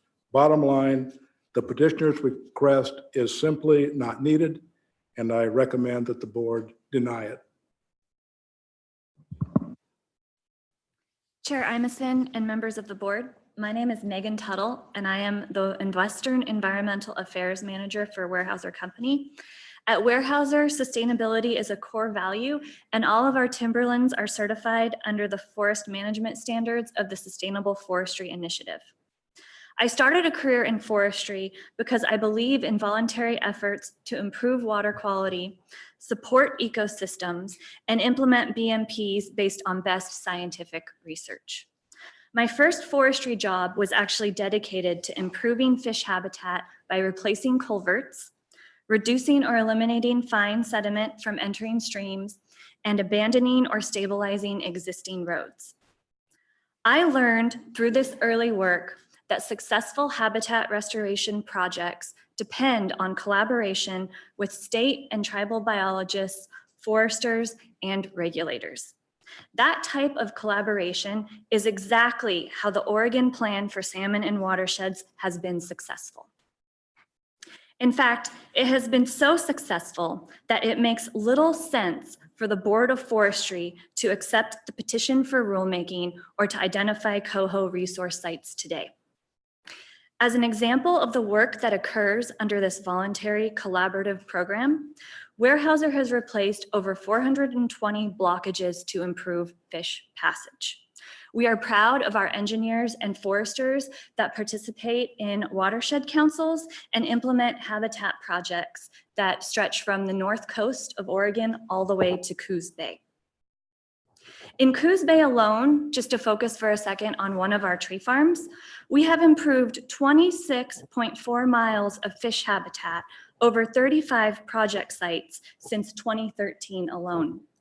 8 of these projects are collaborative cost share efforts funded partially through the Oregon Water Enhancement Board with multiple partners like the U.S. Fish and Wildlife Service, Bureau of Land Management, and local watershed councils.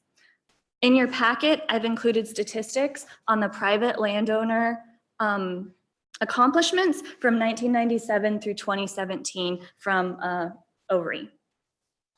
And just in the last biennium, OWEB has invested nearly $85 million for watershed enhancement projects with funding from the Oregon Lottery, Pacific Coastal Salmon Recovery Fund, and salmon license plate revenues. OWEB documents and monitors past enhancement projects and recognizes the importance of voluntary collaboration with other state agencies, landowners, and local communities. The manner in which this petition characterized these efforts across Oregon was extremely disappointing to those of us that are at the front lines implementing these projects. Any action taken today by the Board of Forestry, except rejecting the petition, will not support Oregon's collaborative and cross-agency approach to salmon recovery or acknowledge the impact of landowner voluntary efforts on salmon recovery. In closing, the Board of Forestry should reject this petition for rulemaking.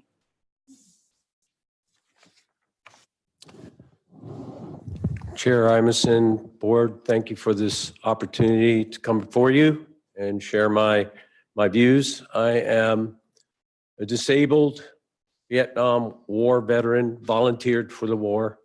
My wife and I are landowners and small woodland operators.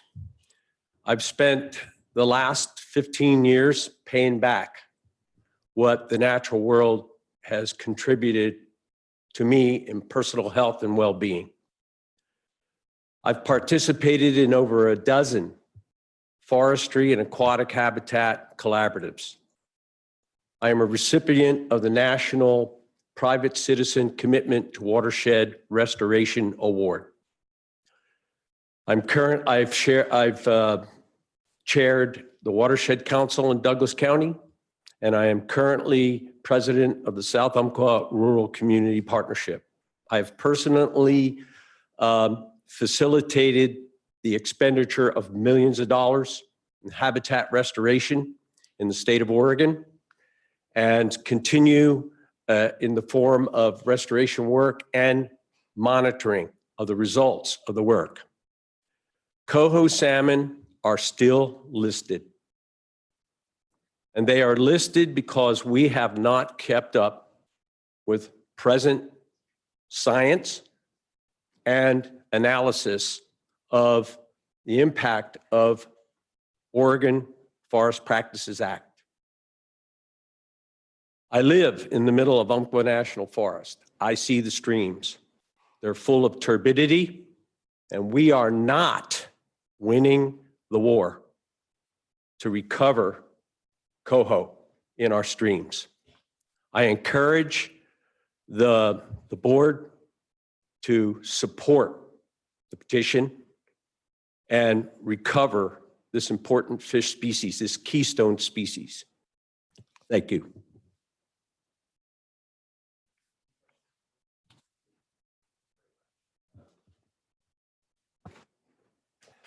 Next, we'll have Lynette Hoffler, Garrett Klein, Lauren Hutnick, Heath Curtis, Kevin Godbout. Godboot.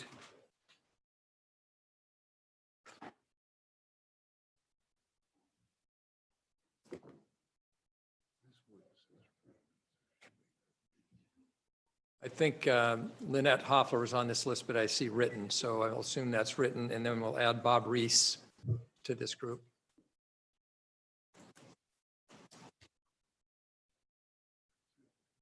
And you'll have, again, we'll keep the clock to 2.5 minutes per person.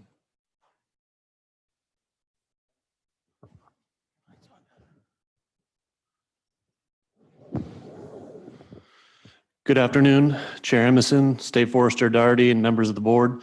For the record, my name is Garrett Kleiner, and I'm a member of the Southwest Regional Forest Practice Committee. On behalf of the Southwest Regional Forest Practices Committee, I would advise you to deny the petition before you. Our committee is one of 3 statutorily appointed advisory committees to this board focused around forest practices issues. We stay abreast of forest practices related work before this board, discuss policies, practices, and procedures, and then provide counsel for the board to consider. We also consider issues that are occurring in the field and bring relevant work to the board for discussion. In addition, we plan and carry out Operator of the Year awards, helping incentivize good stewardship, safe practices, and innovative solutions to resource protections in the field. With all of this in mind, we have a full slate of issues we are currently working on and keeping track of. As the Southwest Regional Committee, we are currently very much following and discussing the Siskiyou riparian review. ODF staff has kept us informed of the process as they conducted their systematic review, and we discussed the issue at length in recent meetings. We plan to stay very much engaged in that issue as the process continues so we can give sound advice and counsel to inform your decisions along the way. We are also closely tracking the large woody debris study that ODF is involved in. That effort, as it has been explained to us, will involve an analysis of RIP stream data, along with a modeling effort to better understand potential outcomes in terms of LWD for the benefit of fish, including salmon. We have also weighed in on and are very much tracking the marble murrelet rulemaking process that is underway. As a statutorily appointed advisory committee of this board, we go where you go. This board, in large measure, controls our agenda and what issues we are involved in. We have transitioned to focus on LWD, desired future conditions, Siskiyou riparian work, and marble murrelet. We would urge this board to maintain control of the work in front of you, and as a result, the work in front of us. Do not become a board that is controlled through petitions. We advise the board to be thoughtful in considering the work you undertake. Use the October retreat to discuss future analysis and potential needs for additional rulemakings.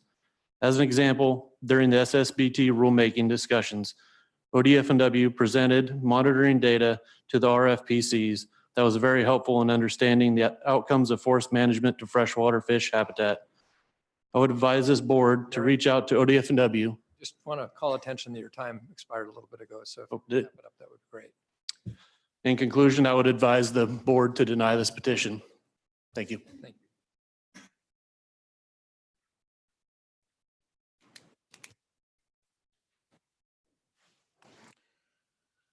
Lauren Hutnick, Timber Unity 501c4. Thank you, Mr. Doherty. Thank you for the time, Chairman Imes. Under this petition, I request that you guys deny it. I have some serious problems with this petition. In the midst of reading this petition, in nowhere gives any type of report on the coho salmon and what is taking them out of the water. It has no grounds where the coho salmon are losing ground because of there being a food source to eagles, seals, and we know we have a seal problem in the rivers here right now.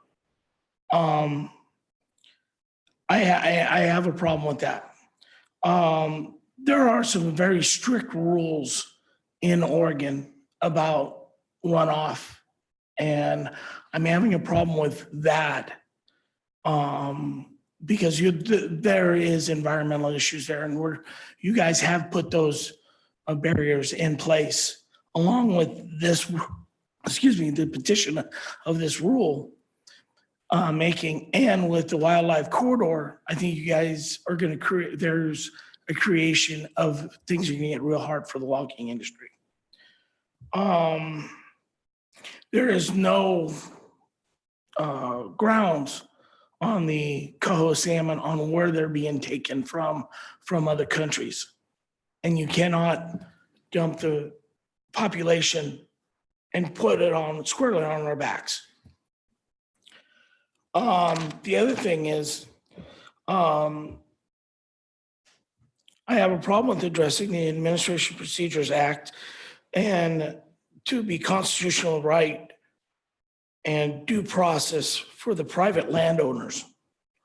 Also, is OBF willing to pay the private owners the loss of timber if this goes into play? And this would be a burden upon the middle class. And at that point in time, I also want to include very shortly here, I work on four logging sites, two of them currently up on the Clackamas River with Warehouser throughout the year and Port Blakely. And I've never seen an issue on any one of these jobs. Thank you for your time. Chair Emerson, State Forest Authority board members. For the record, my name is Heath Curtis. I'm here on behalf of Hampton Lumber. I appear today to encourage you to deny the petition for new rules to protect the Oregon coho. As an initial matter, Hampton fully supports and echoes the testimony of Mr. Corbin and Mr. Light. You have abundant legal authority to deny the petition, and you should do so both for good governance reasons and because the coho is already adequately protected. I'd like to speak just a little more to the governance issue. As most of you know, this is not my first time to appear before you opposing a resource site rulemaking petition. In July of 2016, you voted to deny a petition to initiate a rulemaking on marble murrelet resource sites. But after you were sued, in November of 2016, you convened a very abbreviated meeting to reconsider your decision. That meeting, more than one person pressed that accepting the petition would only serve to prompt more petitions. Given what I'm told were certain legal concerns, you accepted the petition anyway, and here we are again. With respect, it seems to me that allowing special interests to drive your priorities through petition under the Oregon APA is a poor way to conduct the state's business. And I don't think I'm alone on that. In fact, at the November meeting, then board member Tom Insko offered his quote, hope that the department would work with staff to begin to identify a way to ensure that we're not, or hopefully at least reduce the chance that we're in the situation we are today where we're having to prioritize based on legal action. The board agreed. And asked staff to bring back recommendations. And at the following October planning retreat, the board instructed staff to begin its work on a resource site policy review. While that product of that work is not, to my knowledge, surfaced, I expect that the department is juggling that issue with many other pressing and high-profile issues before the agency. And that's okay. Right now, the agency is grappling with the Siskiyou stream rules, with state forest planning, with large woody debris, with marble murrelet resource site protection rules, and many other pressing and important matters. Enabling special interests to cut to the front of the line with a generic petition under the Oregon APA cannot be what the legislature had in mind when it drafted ORS 183.390. And to a point made earlier, all of the work that could be done under accepting this petition can and is already being done outside of the petition. That is to say, this is proper work before the board that you are presently doing. If there were some urgent need, that may be one thing, but as Mr. Light detailed for you, the coho is an example of a species in recovery. The protections we put in place in the 90s are, as expected, finally paying dividends. Rather than accept the petition, please consider prioritizing resource site protection in your usual board planning process. Thanks for taking my testimony. Good afternoon, Chair Amundson, members of the board, and State Forest Authority. My name is Kevin Godbout. I'm with the Weyerhaeuser Company. I'll try to be very brief. You've heard a lot of good comments. I probably don't have a lot to add here, but you have an important decision to make today. Should the board accept the rulemaking petition focused on a single aquatic species, or deny the petition and continue this board and the state of Oregon's watershed restoration efforts to recover salmon throughout the state of Oregon? So I think 3 points I'll make is: one, deny the petition. If we need an out of the room conversation as indicated by the others, that can occur, but it doesn't have to occur through this forum. Second, don't go it alone. This is a statewide issue related to the management of habitat, the hydro system, the hatchery system, harvest. We have a long tradition in Oregon of doing voluntary measures and working collaboratively. And for the board to take the petition and start another rulemaking process, given all your other priorities and the very good track record that the industry has in collaboration and moving these projects forward, we think it would be, quite frankly, a mistake. And so in summary, I just ask that you deny the petition. Thank you. Good afternoon, Chair Emerson, Forester Dodary, and members of the Board of Forestry. My name is Bob Reese with the Northwest Guides and Anglers Association. I just want to point out that private forest lands are likely some of the greatest production potential, certainly on the North Coast, but also likely some of the greatest threats in the form of thermal temperature degradation that impact wild fish in freshwater ecosystems. Just as rural counties rely on timber as an economy, so too do they rely on the recreational fishing industry that prosecutes itself during this time of the year on the Oregon coast. Hundreds of millions of dollars annually are at stake for opportunity that does or does not exist for coho salmon, both hatchery, wild, as well as Chinook on the Oregon coast. It's important to recognize the contributions that have been outlaid here by the private forest sector. Indeed, they've invested millions of dollars and massive amounts of time in recovery of wild salmon. And we encourage the continuance of that and partnerships in that initiative. I want to point out that coho were initially listed over 20 years ago, and we have yet to reach successful, consistent benchmarks for the delisting of that species. In this year's, the graph that you saw earlier that indicated coho are indeed on a trajectory of upward rebounding is to some degree true, but far from some of the numbers that were indicated. Over 400,000 coho, wild coho, came back to the North Coast around 2014. This year's prediction is about 76,100. Last year's actual return of Oregon coast native coho salmon was 81,300. Not that far above the benchmark that actually triggered the listing in the first place. I'd like to also emphasize the opportunity to bring together stakeholders in a collaborative process to really put this conflict to bed. You still realize a great deal of anxiety that happens between the stakeholders in this room. And we hope that accepting this petition will help bring those groups together so we can better understand each other's science and work more closely together for the recovery of these fish. So in finality, I'd like to suggest that the Northwest Guides and Anglers Association supports the Board of Forestry moving forward in support of this petition. And I thank you.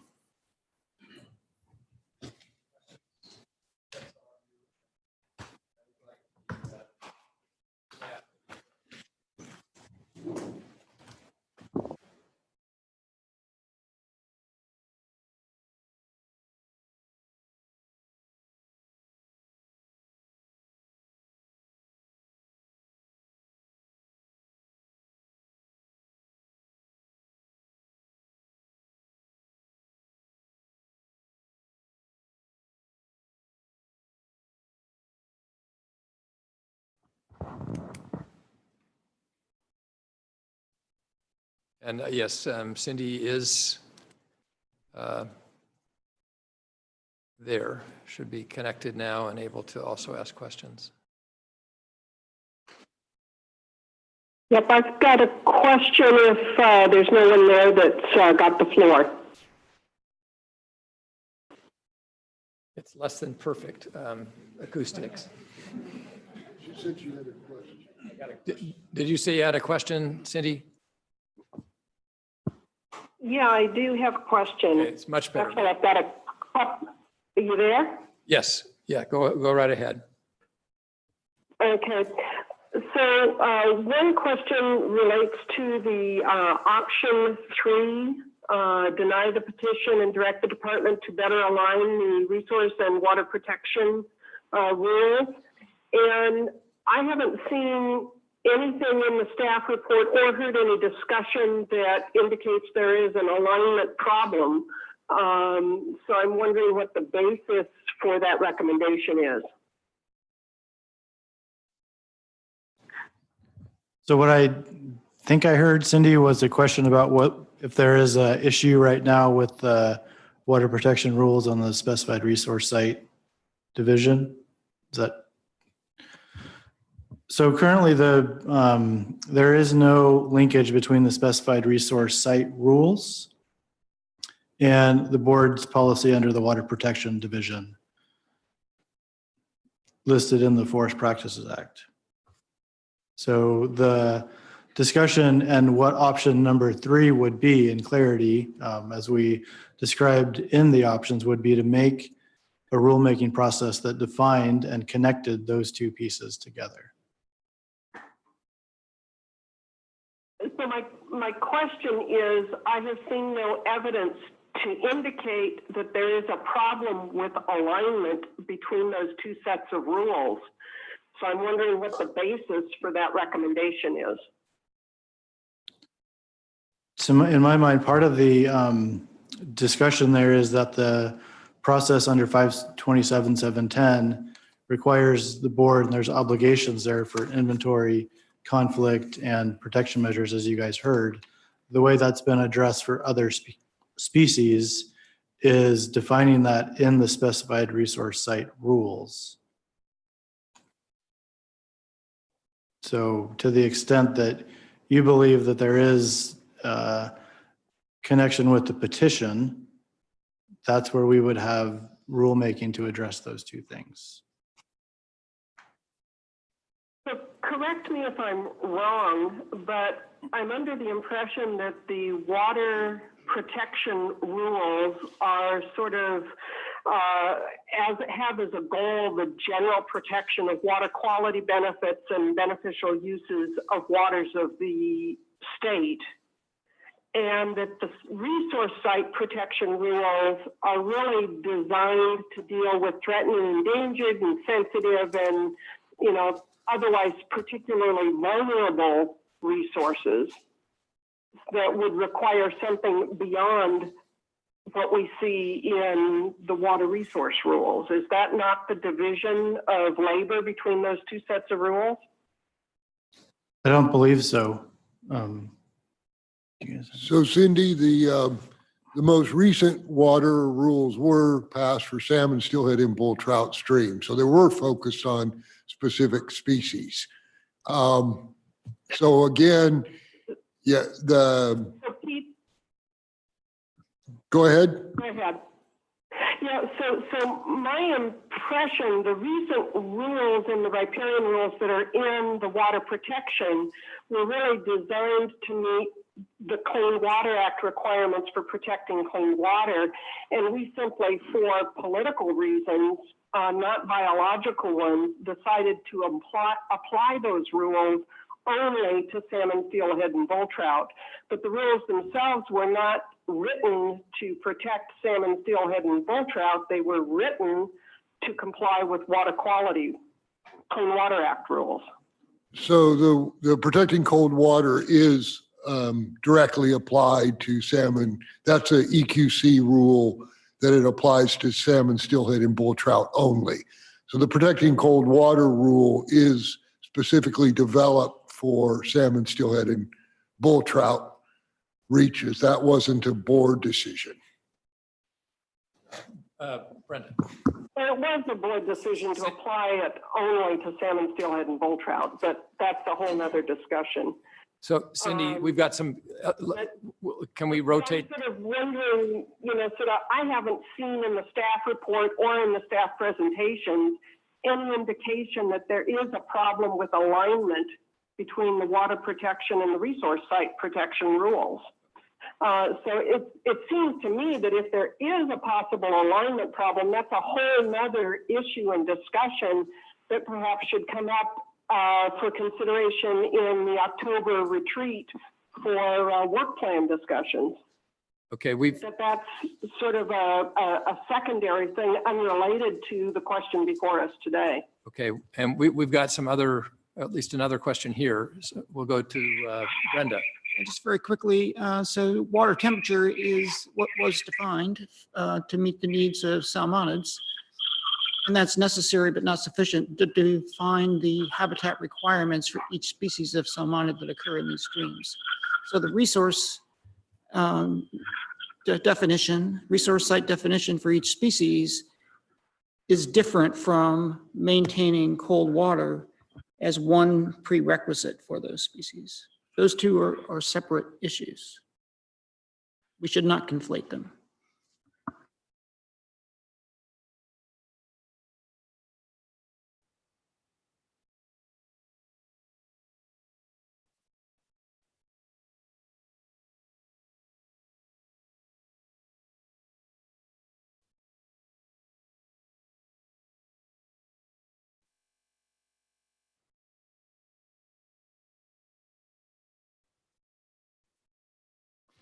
Yeah, Mr. Chair, I guess I don't believe the petition is necessary. Can you? Kind of a feedback loop. Cindy, could you mute your phone when you're not testifying? That might be the issue. I'll try again.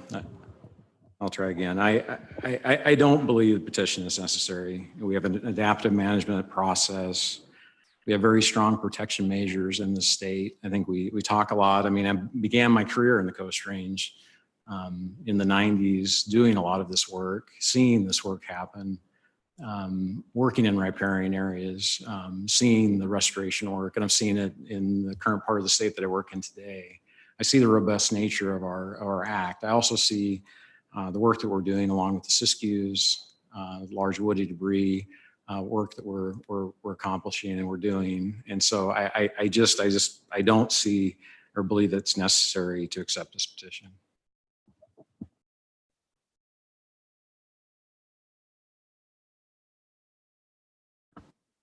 Yeah, I tend to agree with Joe. I mean, if we have a issue with coho or some kind of, whatever the problem may be, let's fix it. But I don't believe through the petition is the right way to do it.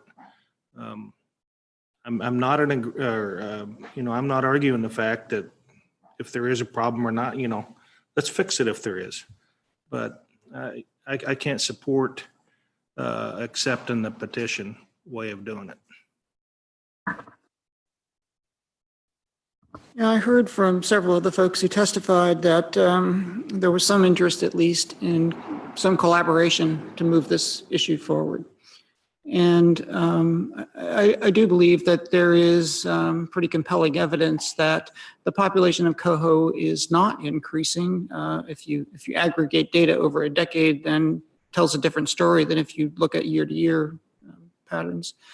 And so my view is that we do go ahead and accept the petition, but we do so with the request that we get a multi-stakeholder group together to see if they can collaborate and have that include landowners, the conservation community, agencies, and others, and come back to us with what they view as their next proposed step for rulemaking around this issue.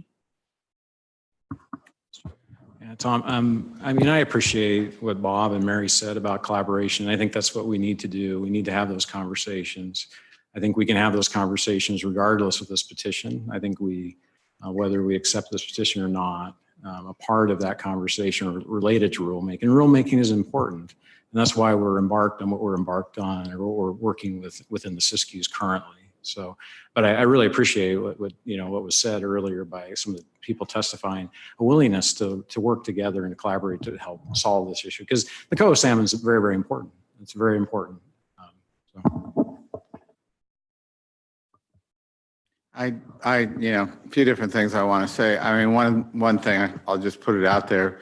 I am frustrated by this conversation that echoes our national conversation and is so tribal on both sides, and no one will give an inch, and we can't even agree about what the situation is with coho populations.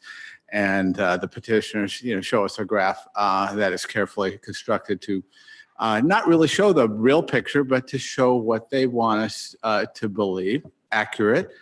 And industry also shows us a graph that ends up not really telling us the whole picture. So I guess I'm not making any friends today, because I'm gonna be scolding everybody here on the tribal behaviors. That said, I think, I agree with Brenda. I think that we should accept the petition in a version of 4 that also brings in some of the stakeholders, so that we can actually hopefully figure out exactly what the petitioners want and get there as quickly as possible. Also want to say to the petitioners that I really feel, this is a bad way to do business. And if we continue to have these petitions going forward, I hope that you realize that you're not going to get what you want, because you're going to swamp this department and create a situation where they can't really function going forward. So I guess that's it for now. Yeah, I can jump in there. I mean, my starting feeling echoed back to the marble muralette ruling. I think that the process that the board has in place for strategic planning and developing work plans with the board and with the statutory committees, but more broadly with the stakeholders, is a good process. And we've put in place a number of things responding to a number of complex challenges and priorities related to the mission and purpose of this board, and specifically to the protection and conservation of coho, and recognizing, as the petitioners noted in their opening remarks, that 527-630 is not just about fish and wildlife. It's also about jobs and economy and people in rural communities, and that we need to come up with sound natural resource policy that balances all of that. And we're not going to do that if we keep using single species as the hammer to drive individual interests, right? We've all got to figure out how we come together and find that balance. And to the extent that that challenge is left only on 7 voluntary board members who rotate in and out through very complex issues that evolve over years, that's a very poor process.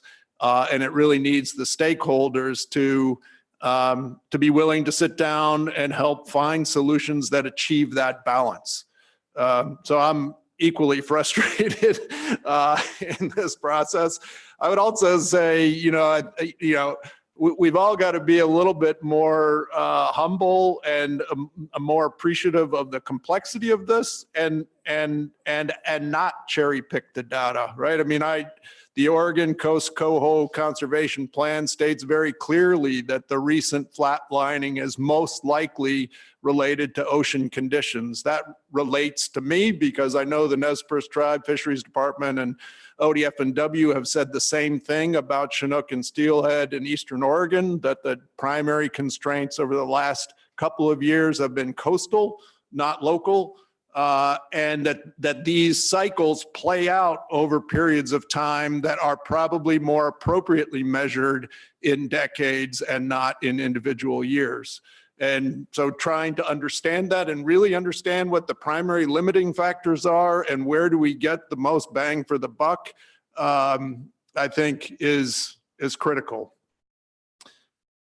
That being said, we've heard, we've received advice that there may be a need to think about how we're dealing with coho related to the resource site issues.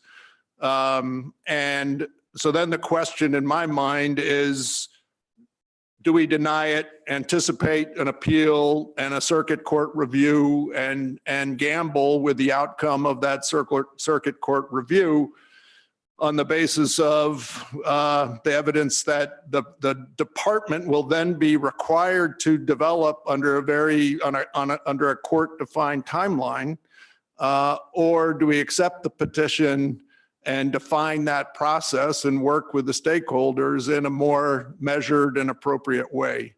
And so that's what I am wrestling with. I think there's some wisdom in thinking about what Director Abraham has suggested in terms of thinking about conducting a rulemaking that states streams are the resource site for coho salmon, and then evaluating the other obligations under 710 in relation to our previous and current work on stream classification, stream protection, and fish conservation. Okay. Thank you very much, Nils. And I guess I find myself, what you had to say really resonates with me. Cindy, do you have a further comment? Yes, I do, if now is the right time. Are you ready for me to talk? Yeah, I hope we're ready to get a motion in front of the board. Okay, sounds good. Yeah, one brief comment and then I'll make a motion. Brief comment is that the ORS clearly assigns to the board the duty and responsibility of designating resource sites for threatened and endangered fish. And we have before us a petition that, at least it appears to me, was submitted in a manner that complied with all of the requirements of the Administrative Procedures Act. And while the board has broad discretion on whether or not to accept a petition, sort of how we handle it, we're clearly not allowed to make a decision that is arbitrary and capricious. And I don't see any substantive grounds that we could validly use for denying the petition. Therefore, I move that we accept the petition and proceed with a collaborative approach, as discussed earlier, to rulemaking.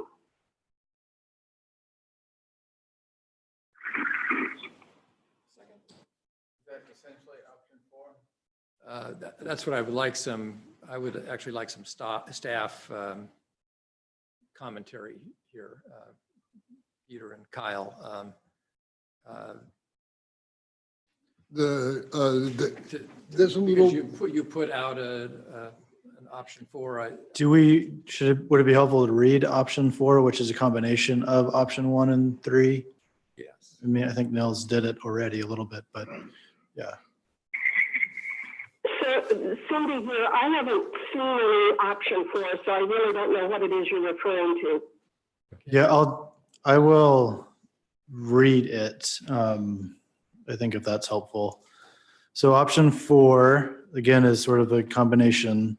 Accept the petition, direct the department to begin rulemaking to align the water protection and resource site rules and evaluate ORS 527-710. Language could be that the board accepts the petition, proceeds to rulemaking related to resource site protection rules for coho salmon described in ORS 527-710, and to address the requirements under ORS 527-710-3A, the board directs the department to conduct rulemaking to define the resource site for coho salmon. The board also directs the department to evaluate all other obligations under ORS 527-710, sub 3 in the context of the board's previous and current work and current stream classification and stream protection strategies. So what is? We don't know. Yeah, I mean, we're in a little odd parliamentary thing, so let's all just be sort of forgiving about that. Because I don't know if that's what Cindy proposed or if she would propose it, but go ahead and ask her. Maybe that'll help us. Well, I think what Cindy proposed and what Kyle read were two different Yeah, things. I agree. Right? Okay, so I just think we just need to get clarity on what it is that what is the motion before us? Well, have it be seconded if, and then have a discussion. Yeah. Because I would guess that the motion itself is. Can I interject here a minute? So there's quite a bit of echo, so I really was not able to hear the details of what you read out. Brenda, I believe you seconded my original motion. If you would take the lead on whatever is necessary from here to get to a point that's logical, I'll follow your lead. So could you repeat your motion for the board? This is Peter. Sorry, Cindy. Could you repeat your motion? So my motion was that we accept the petition and proceed in a collaborative manner with our stakeholders towards rulemaking.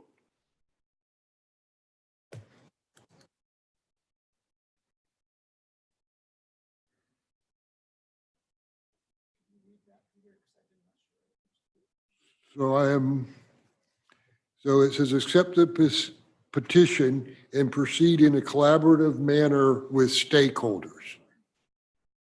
Toward rulemaking. Oh, collaborative manner with stakeholders towards rulemaking. So there is a motion before us. And it's been seconded. Is there any further discussion about that, questions about that?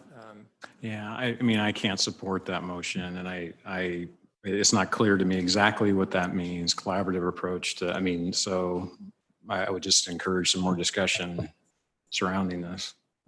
Well, and I guess my own preference, is a preference for the, not the motion, but for the concept that was put forth in option 10 that Kyle talked about and Peter talked about. But that's not a board. Did I say, what did I say? Option 10. Are we up to option 10 yet? We're getting there. Option 4 o'clock. Yeah, that's what I was thinking. But I mean, if there are. If Hillary could email me the text of option 4, I might be able to be more useful in this manner.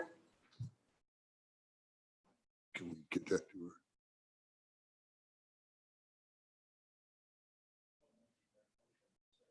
Well, yeah, it's on the table and it'll be on the table until it's dispensed with or withdrawn, but yeah. I guess I would amend Cindy's motion a bit to say that, to further define what this collaborative approach might be. And so I'm not going to offer a formal amendment now. I'll just kind of lay out what I'm thinking, and then we can have discussion.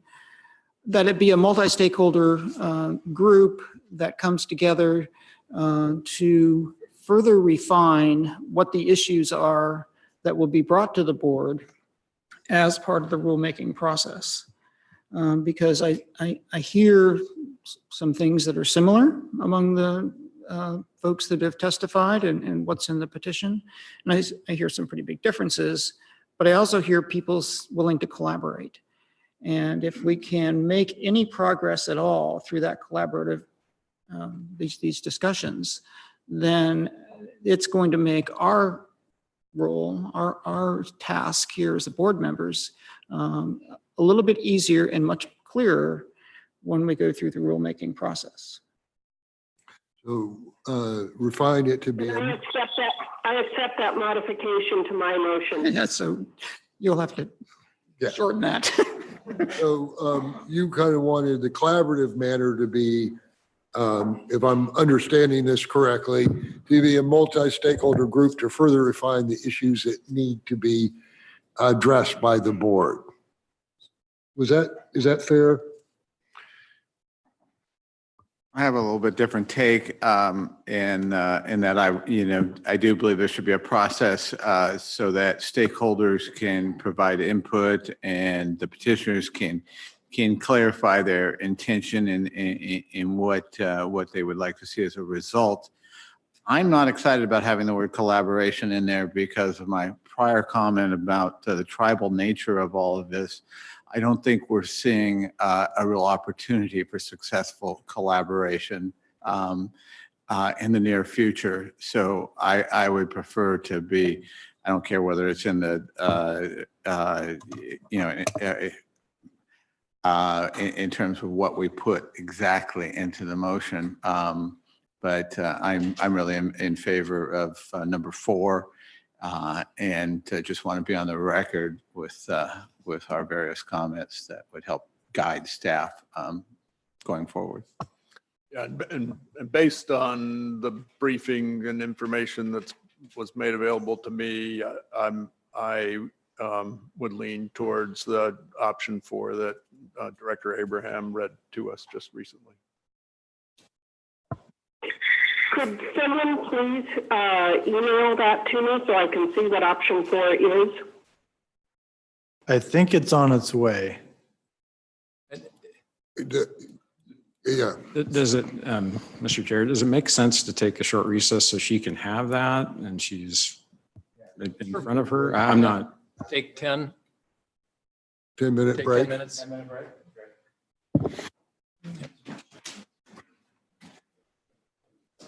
What is it?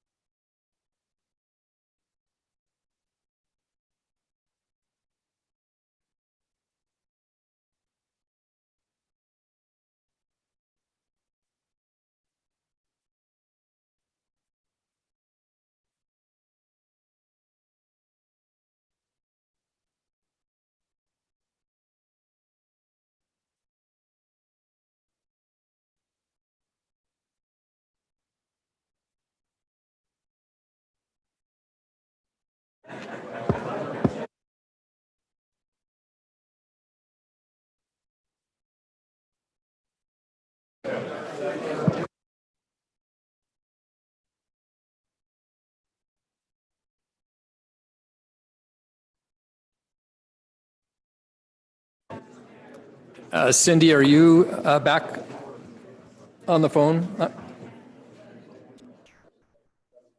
Cindy?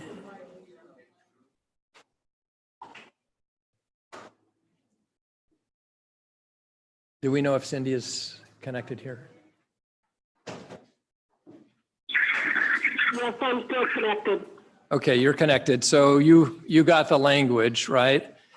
So That's right, I did, and I sent back to Hillary a suggested revision of my motion. okay.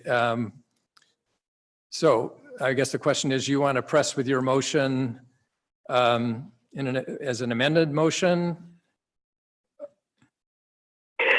Can either go as an amended motion, or I can just withdraw it and offer a new one. Basically, I liked everything except the title that was given to option 4. Well, I think if I can suggest something, if you withdraw your motion, and then I anticipate a motion on option 4, and then people can propose amendments to that. Would you mind if we proceeded in that way?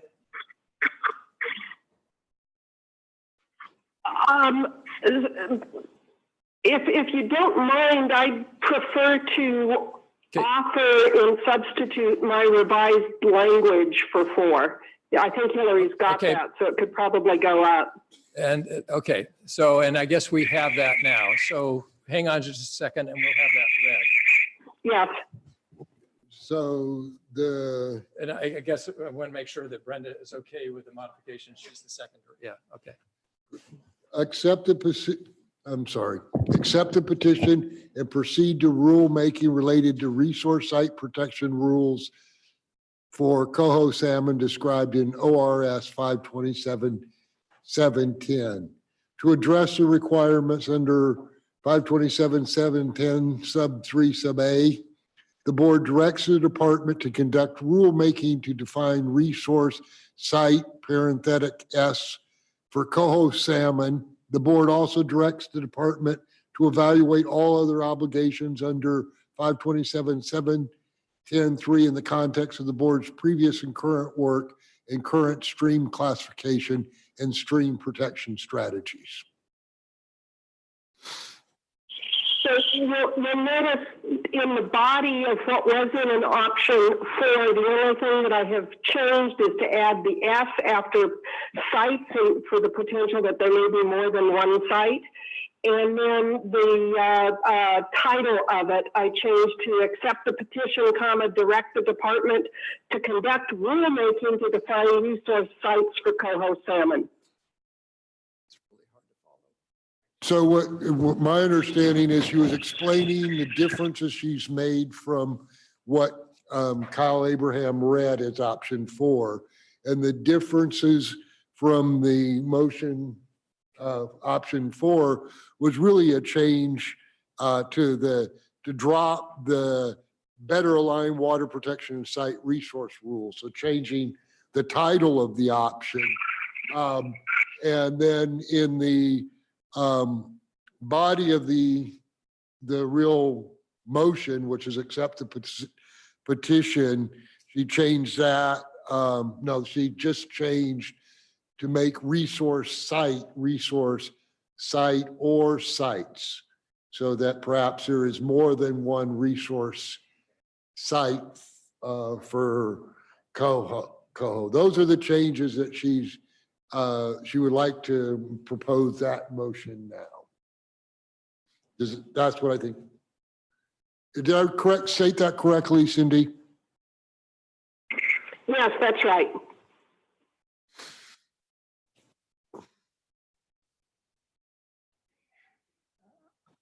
I don't understand better aligned water protection and resource site protection rules. What's the intent there? That was removed. That was in the original. No, but in the, I think the question is that Kyle, maybe, or? I don't Yeah. know who's due. Yeah, go ahead. Yeah, the reason I removed that gets back to my sort of original question for clarification. I haven't seen any information to indicate that there is a problem with alignment, and it didn't look to me like there was anything really in the text of the motion of option 4 that specifically addressed the alignment question. So it seems strange to me to have that alignment phrase in the title of the option. So can I just ask then, the substantive differences between what how Cindy has modified her motion with option 4 from a department staff perspective? Yeah, the only substantive part, from my understanding, correct me if I'm wrong, Kyle, is changing resource site to resource site parenthetic S close parenthetic. Correct. Yep. Is that in your view a substantive change? Yeah. I don't think so. I mean, we have, It could Yeah, see, the only substantive thing I saw really was in the title, not in the motion itself. yeah. We, Yeah, and I don't, yeah. it could test the idea of whether the stakeholders could reach a collaborative decision on what the resource site is or sites. I mean, we've gotten advice from legal counsel. Do we want to move back into executive session and discuss what's being proposed here and get advice from counsel?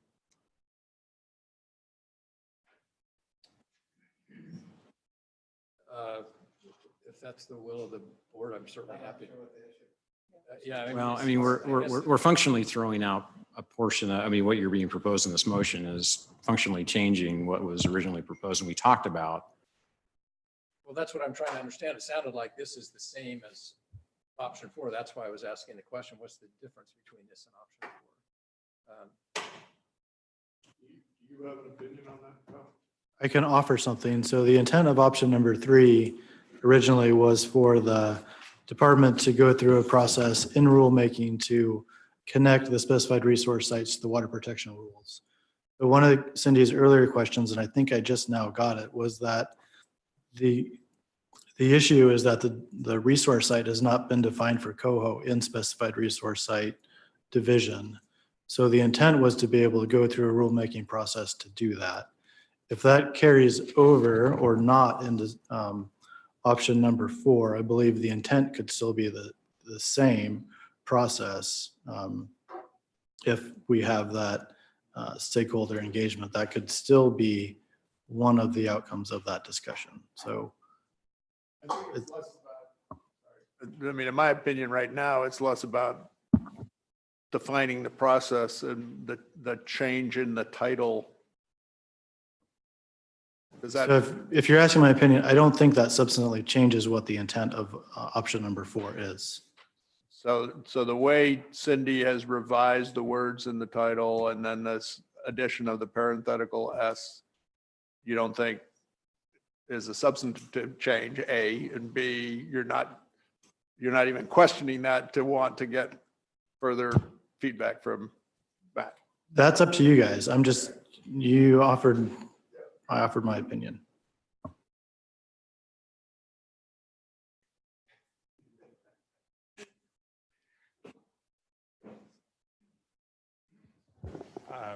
Chair, I'm So perhaps I have a question given the. Cindy, hold off for a second. We're going to hear from counsel on this. Okay. Okay. Yep. Chair Imison, members of the board, Forestry Doherty, Matt DeVore from the Department of Justice. I don't believe that those changes would change any of the advice or conclusions that we've discussed before.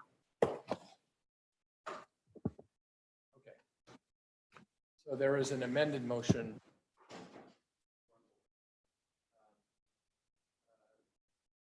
Everybody has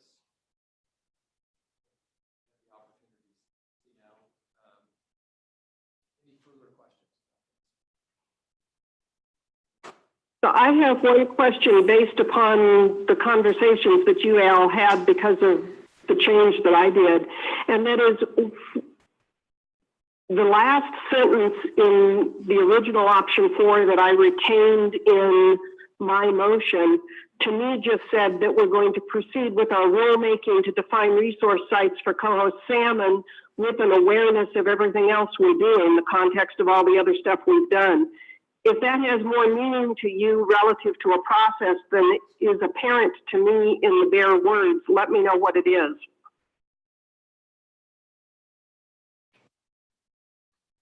Thanks.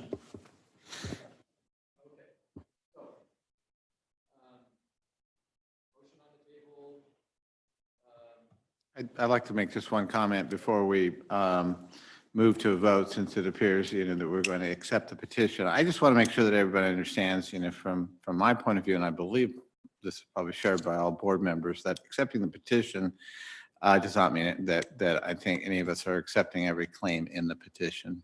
I just want to be on the record on that.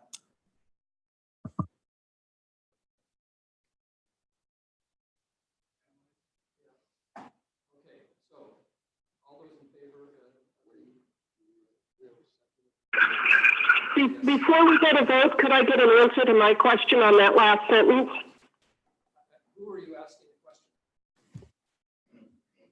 I didn't hear you.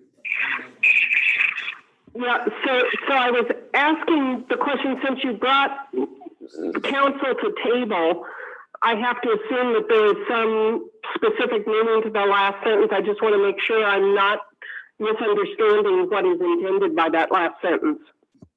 No, Cindy, no, I think it's just a problem with the communication. The question was related, did the change to sites change any of the advice that had been discussed previously? And the answer was no. I don't think there was any question about the second sentence among board members in the room. Am I correct? Thank you. Yes, Joe. I guess before a vote, I just want to, I'm a no vote. I'm a no vote. I object to the process of accepting this petition and moving forward with this and driving this process in this manner. I'm uneasy about the direction this puts this board and this department in relation to that. And so I want to make sure that that's heard loud and clear. And also I agree with what Jim said in relation to what this means. So thank you. Okay. Any other comments? All right. And also, all those in favor of the amended motion, please say aye. Aye. Aye. Those opposed? Aye. No. No. Okay. Motion carries. Thank you, everybody. Yes. Yes, absolutely. It occurs to me, and there really were some great points made here, both by the testimony as well as the board members, that proceeding down the path of a species by species approach with petition after petition is not very efficient, and that I really encourage the board to think about a different way of ensuring resource protection for multiple species over larger areas over time in the future. Thank you. The board will now turn to agenda item 7, the agency financial dashboard and budget update, which I believe is our last item on today's agenda.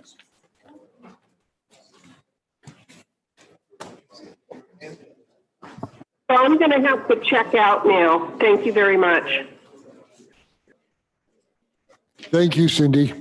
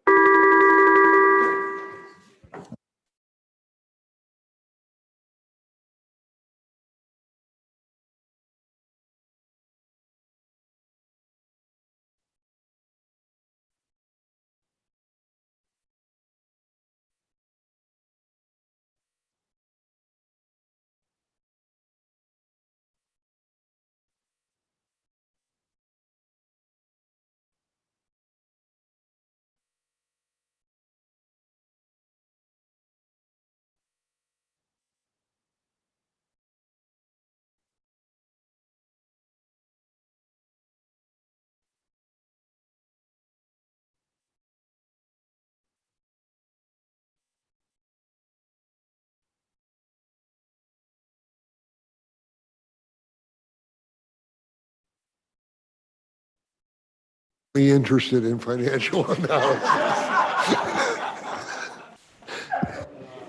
We're actually going to ask if you just wanted to move this to consent. All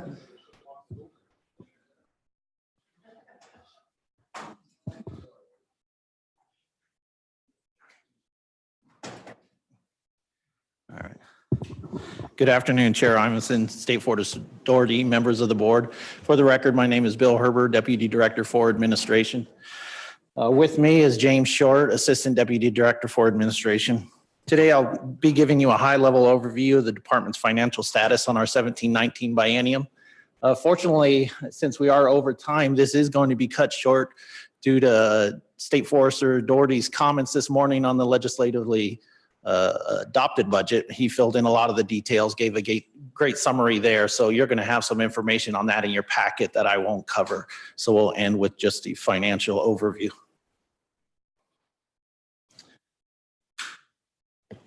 So with this chart, we're looking at our department's budget as we entered into the 17-19 biennium and then came out of the 17-19 biennium. So there's a difference there. Kind of highlights our challenges to fund the fire seasons that we experience because we go into budget or go into a biennium with a budget that doesn't fully support the fire costs. And we have to pay on, get funding for those or relief on that on the backside as we work through 2 legislative sessions through the biennium. So the dark lines here are where we started with our legislatively adopted budget. And the light blue lines are where we end up after those 2 February short sessions when we go back and secure funding and authorization for other fund spending limitation to support large fire costs. During the last biennium, you can see our budget increased nearly $140 million, primarily in other fund spending, as well as a roughly $60 million in general fund, mostly to support the firefighting efforts, roughly 30 million each fire season for general fund. There's additional money in there for sudden oak death, some interest, miscellaneous charges, but bulk of that difference between the start and end of the biennium is large fire costs. We on the revenue side. So as far as just the legislative authorization on our budget goes, we have 2 sides. We have the revenue and the expenditures. Here is our revenue to date. It is important to note that although the 17-19 biennium is over, these numbers are preliminary while we work through closing not only the fiscal year, but the biennium, which does take approximately 6 months. As normal, our revenue and receivables for fire protection are higher than budgeted. This is due to the fact that we carry large fire costs for several years and they show up in various biennia, in this case, in this biennium, and as we move forward. And we'll also move this year's fire seasons in the next biennium. So fire protection is routinely carrying more revenue than we budget for any one biennium. State forests well over projected revenues, and that's due to excellent harvest levels and good pricing on timber. In private forest, admin, and other programs, you'll see pretty much as anticipated.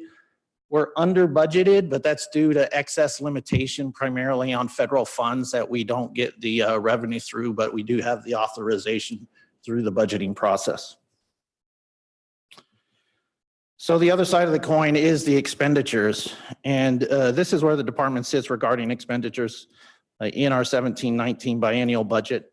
Once again, pretty much as anticipated, and these numbers are likely to change as we close out the biennium.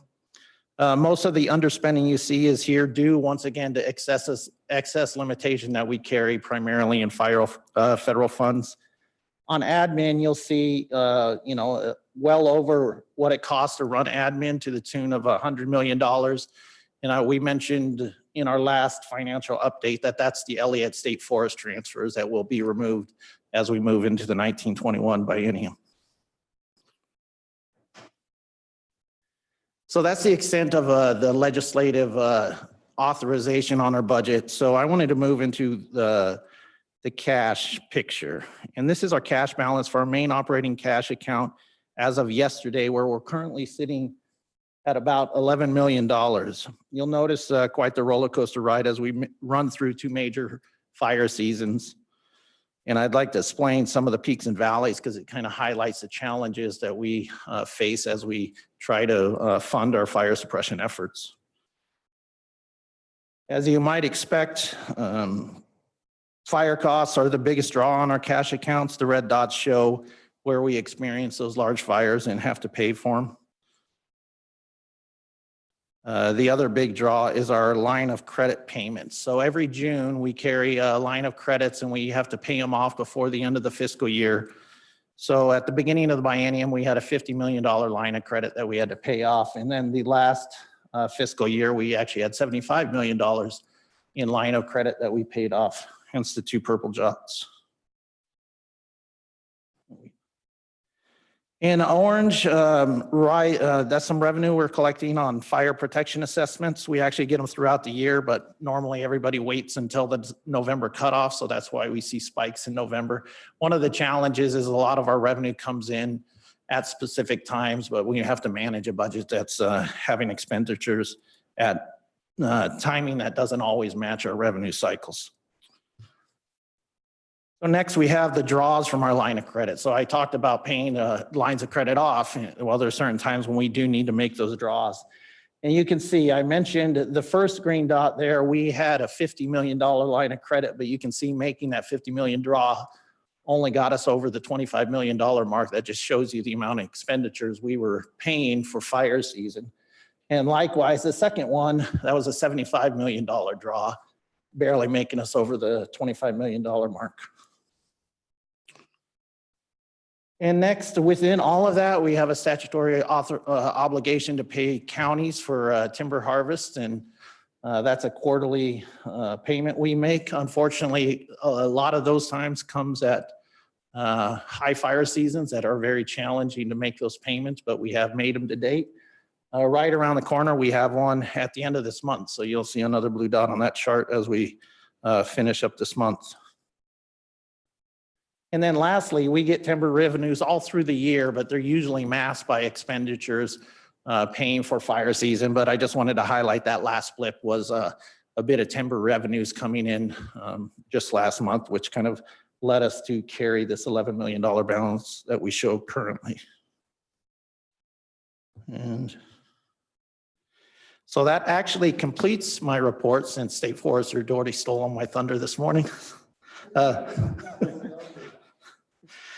Like I said earlier, you did get an update on our legislatively adopted budget, so I'll leave you with the charts in your packet if you want to reference those. It is sitting in the governor's office. She has 30 days to sign that, given that it closed 5 days or within 5 days of the end of session. So that puts it about August 9th, where she has the opportunity to sign that or not and let it just roll into law. On a side note, you might ask how we're currently operating. We are operating under a continuing resolution, which allocates a portion of our current service level to maintain operations until our budget is approved. That's all I have for you. Thank you. Real quickly go through and say what's in each of the graphs so they're not guessing if they do so. Look. Sure, but you gave a way better presentation on that, but I'll do that. So these are comparisons to our agency request budget. Here you can see all the different fund types as well as the FTE and positions. You'll notice quite a reduction in what we requested and what we ultimately got, and majority of that is the agency initiative that Jim brought up this morning. So quite a few positions there, as well as limited duration one-time positions going away. So that's the explanation for FTE dropping so much. Next slide, James. So I'll let James click through this slide. We requested 5 POPs, agency initiative in our deferred maintenance, which we're required to do through the governor's executive order, request 2% deferred maintenance. Didn't go through, as well as our fire severity moved along into our emergency fund budget and out of our base budget. So that's why it's green struck there. And that left us with a total of, one more click. There we go. 12 million other funds, which are those state forest sort sale limitation and common school fund restoration, some technical limitation adjustments. The big changes to our budget came in the legislative packages that Peter spoke to these. The first two are in our base budget, agency administration and state forest reorganization. The last 4 items are in the end of session bill, and those are the ones we're waiting to see how they come out of the governor's office. And that is it. Thank you, Peter. Thanks, Bill.